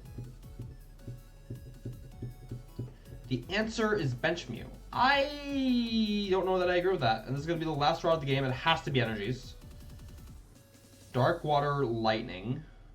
And then we're trying to attack with Mew here. And I think the idea behind attacking with Mew is that you can copy Goodra's attack so the Goodra can't actually knock out the Mew. But I'm fairly certain you're still trading unfavorably. Oh, I guess we have the... What the fuck is the bundle doing here? The only way we are ever attacking... Okay, we're bossing. Oh, we're using... Okay, we're getting rid of the effect. Okay, never mind. Well, that still feels mid. Surely, right? Like... Bundle boss, we do 200. I think we needed to hit an energy for Cole. Like, the issue is that, like, after your Mew is knocked out, which will happen eventually, you have no way of winning the game. Like, you just don't have the resources to close this out ever as Cole. Which, like, wasn't entirely his own fault, but there were definitely a little too many energies in that lost zone. There were definitely too many energies in that lost zone that I think at least a couple of them were avoidable. But let's see what we got here for game number 2. Mist Energy once again in the prize cards for Israel. Rod as well might be relevant. Psychic at the bottom for Cole, but I mean, could be worse. Oh, actually, Sableye Heavy Ball is like kind of... I meant Sableye at the bottom. We have Sableye and Heavy Ball, but like, it's in the bottom, and... fucking... So just went Doom Pass. Alright, bro. No Hero's Cape to bail us out this time. Yeah, that's just a yikes. But, okay, let's see what Cole grabs here. After this prize check. Gonna be, Comfy Greninja into concealed cards first. Switch. Okay. Getting rid of a Comfy, grabbing a Puffin. Yeah, no, that's definitely correct. It's hard to justify playing Arc when this happens. Dude, I feel you. I am never bringing Arc to a major ever again. Gonna be a pass here. Yeah, nothing going on there. Just gonna be a big research here for Israel. I'm already thinking about Guardian, Moon, Dunsparce, and Gholdengo, while other things are indie. Yeah, I do not think Gholdengo is very good, but I do think both Guardian and Moon are good. I have a couple things in mind for indie, but like nothing I'm about to talk about right now. I do want to see how Orlando plays out first. Alright, getting rid of a Rod, getting Colress, okay. This is like an absolute mirror of game number 1. We have to keep Are we getting rid of Hoopa here? Nah, there is no way we are getting rid of Hoopa. There is no point in keeping this Dark Energy if we do not have a Hoopa. Gate Hoopa is not correct here. You have to keep Hoopa as Cole here. Like, yes, Israel did just use a Mist Energy, but, like, you don't know that the second Mist Energy is prized. This is never correct. I know Cole lost game 1 because he lost zoned too many energies, but, like, this... Yeah, this Hoopa should not be in the lost zone. Like, it's a bad lost zone, right? Like, you want to have, like, you have to get rid of the dark, and like, getting rid of the dark feels super bad, but keeping the dark doesn't have any value if you don't have your Hoopa. The dark loses its value if you don't have the Hoopa. And we're going for the Prime Catcher here. Why? Why are we going for the Prime Catcher? Oh, we have Moon. Oh, shit. Okay, well, no, wait, this is fine then. Okay. No, this is fine. Okay, I'm gonna just assume for a second that Cole already had the Moon, so you get to keep the energy and then you hit the knockout. Okay, no, then it's fine. Then this is fine. Okay. I take it back. I apologize to Cole. Gonna be an Airy here. Gate hit, but I mean, Cole is down 3 gates now, but you have no way of responding to this. You have no way of responding to this Roaring Moon this turn as Israel. We had a Nest Ball, that's good. But probably not enough to drag us back into this game unless we top deck.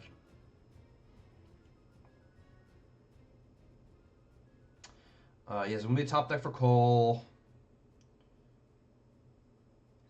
Let's see here. Gonna be a Colress. We cannot be getting rid of a Rod. Do not get rid of a Rod. Roxanne's fine to get rid of. I wouldn't hate Boss Keep. We're getting rid of a Rod. It's Boss, Switch Cart, and a couple others. I don't... Can we see Boss, Switch Cart? Oh, is it 2 Rod? Oh, it is 2 Rod. Then maybe you have to then. Yeah.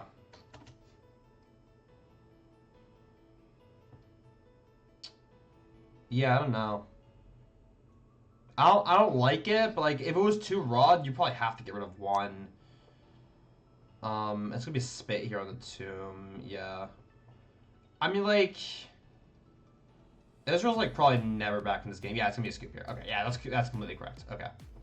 Going to game 3, 25 minutes left. What's up? What's up with the Miraidon Lost Box? Did it run generators? No, it's just Lost Box with like lightning attackers and Miraidon EX. Then the Miraidon EX, like you have Miraidon plus Zapdos, you hit 230, and then you get to Miraidon for like instant charge, Rotom, Iron Hands, and Raikou. And the Zapdos, of course. Are they Power Shuffling again? Who started Power Shuffling? Israel's prize Power Shuffling? Cringe. There's 25 minutes left, right? Like, neither of these players are delusional enough to think that that's a time stall, right? But like, it doesn't make it better. Alright, what's up with the plush? Bro just has a plush. You're gonna bully Homeboy for the plush? Leave Turtwig alone, bro. Alright, double Colress, Boss, prized for Cole. That's bad. Double Iono at the top for Israel isn't exactly optimal. Palpa, yeah, it's fine. Like, it's not great. I'm more concerned about Cole's prizes. Finally, though, Israel's gonna go first and actually not get fucking donked. Also, Turtwig is the best Gen 4 starter. Fuck you, fight me. Anyway, we're gonna see... Good turn 1 for Israel. Gonna be a Nest Ball before the concealed cards. Not sure I like that, especially if it's for Comfy. If it's for Comfy, I do not like it at all. We should never be Nest Balling for Comfy this early. Yeah, no, this is just never correct. Hello? Why are we Nest Balling for Comfy? Okay, yeah. Immediately punished by getting another Comfy. Okay, whatever. Nest Ball. That is a switch. That is a switch. Get rid of a gate. What do we keep? We kept Artisan. No, that's fine. Keeping Artisan's fine. Poffin, Dark Energy. Get rid of Poffin. And this is like okay. I mean, this is like an okay turn one for Cole, especially considering we prize double Comfy, but not double Comfy, double Colress. But this is immediately a losing position. Because you are about to get Judge Pathed, and you have one turn to find a way to counter this Goodra that's about to rock your shit.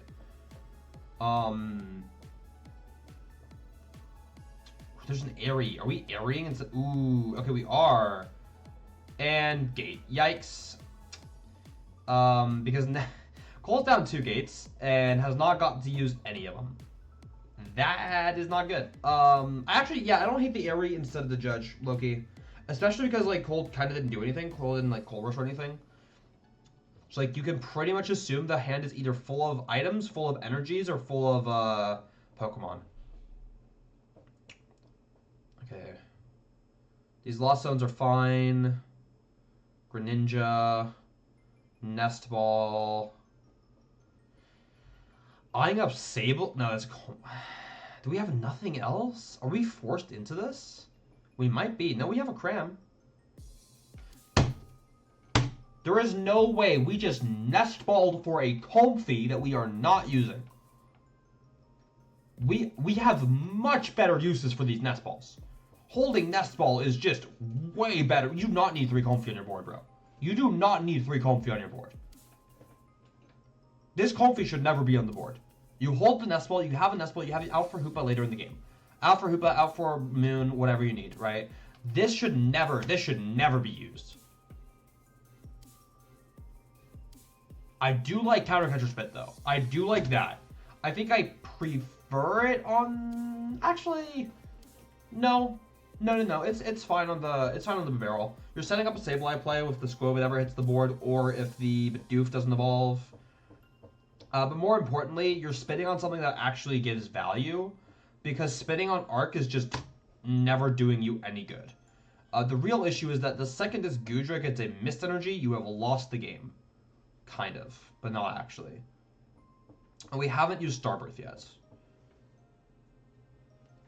But it's Cole, like, in this situation, you're trying to force a card that isn't Mist Energy or Goodra Vstar out of this Starbirth.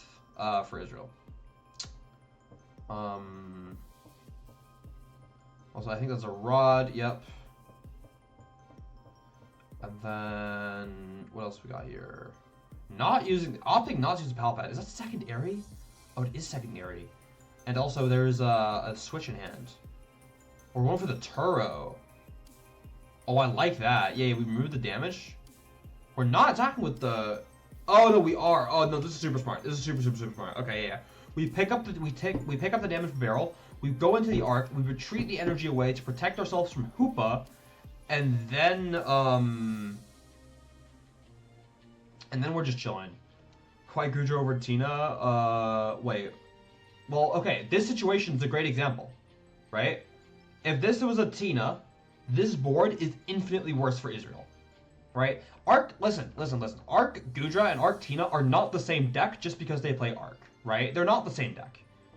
Arc Tina and Arc Goodra have completely separate matchup spreads, right? Their matchup spreads are completely different.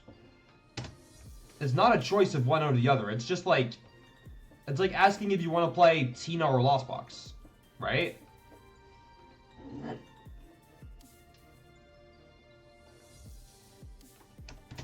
And playing the Cape is not a big gamble. There is vacuum, but there's not that much vacuum in the format.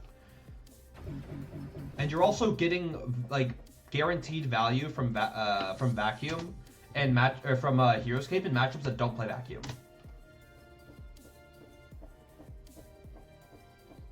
All right, gonna be the bundle here for Cole.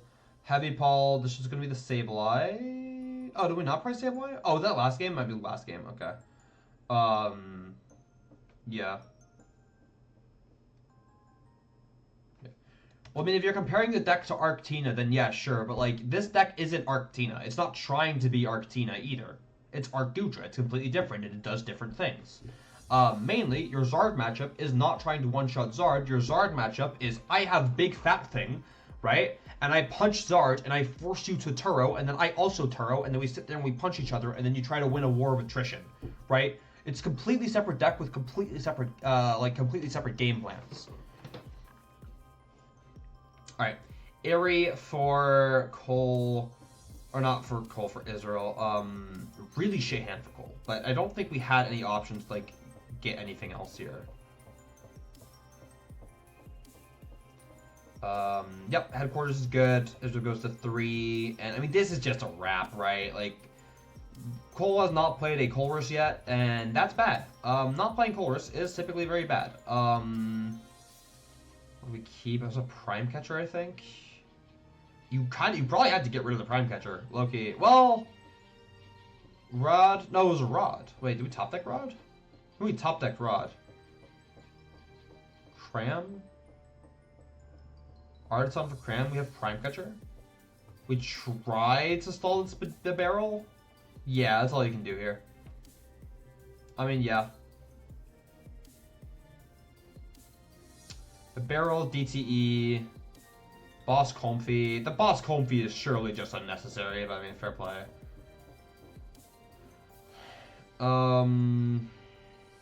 Barrel again. And I mean, yeah, this is just... It's a wrap.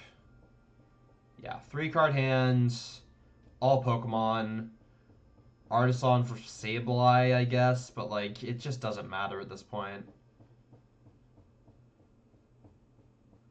It's just too late in this game. You have to get rid of the Switch Cart. Maybe you draw 2. Vacuum Switch Cart is just not getting you there, though. You're at 10. That's cool. Okay, what now? Right? If you cannot stop this Goodra, you cannot win this game. But you can't stop this Goodra. You have no way of stopping this Goodra. We're spinning for 3. Israel doesn't have to do anything. You simply just hold this hand. I don't think we ever use the DTE. I think we hold the DTE as Israel. As Israel here, you're just trying to find as many ways as possible to not lose the game. Turo is one way. Because basically, like, what you should be doing here is you just hold all of your Switch cards to play around, like, Roxanne top deck, right? Yeah. You use, like... You need to play around Roxanne. Playing around Roxanne is the only, like... I mean, you probably always win with Israel anyway. Like, Roxanne counter catcher is your only loss condition. So you just don't use anything that can, like... Yeah, that can help you retreat. But either way, Israel wins that. Pretty easily, I think, in game 3, right? I think the matchup's just, like, really favored for Israel. I mean, I'm real. I think Sosa kind of always just likes just kind of wins this matchup. But yeah.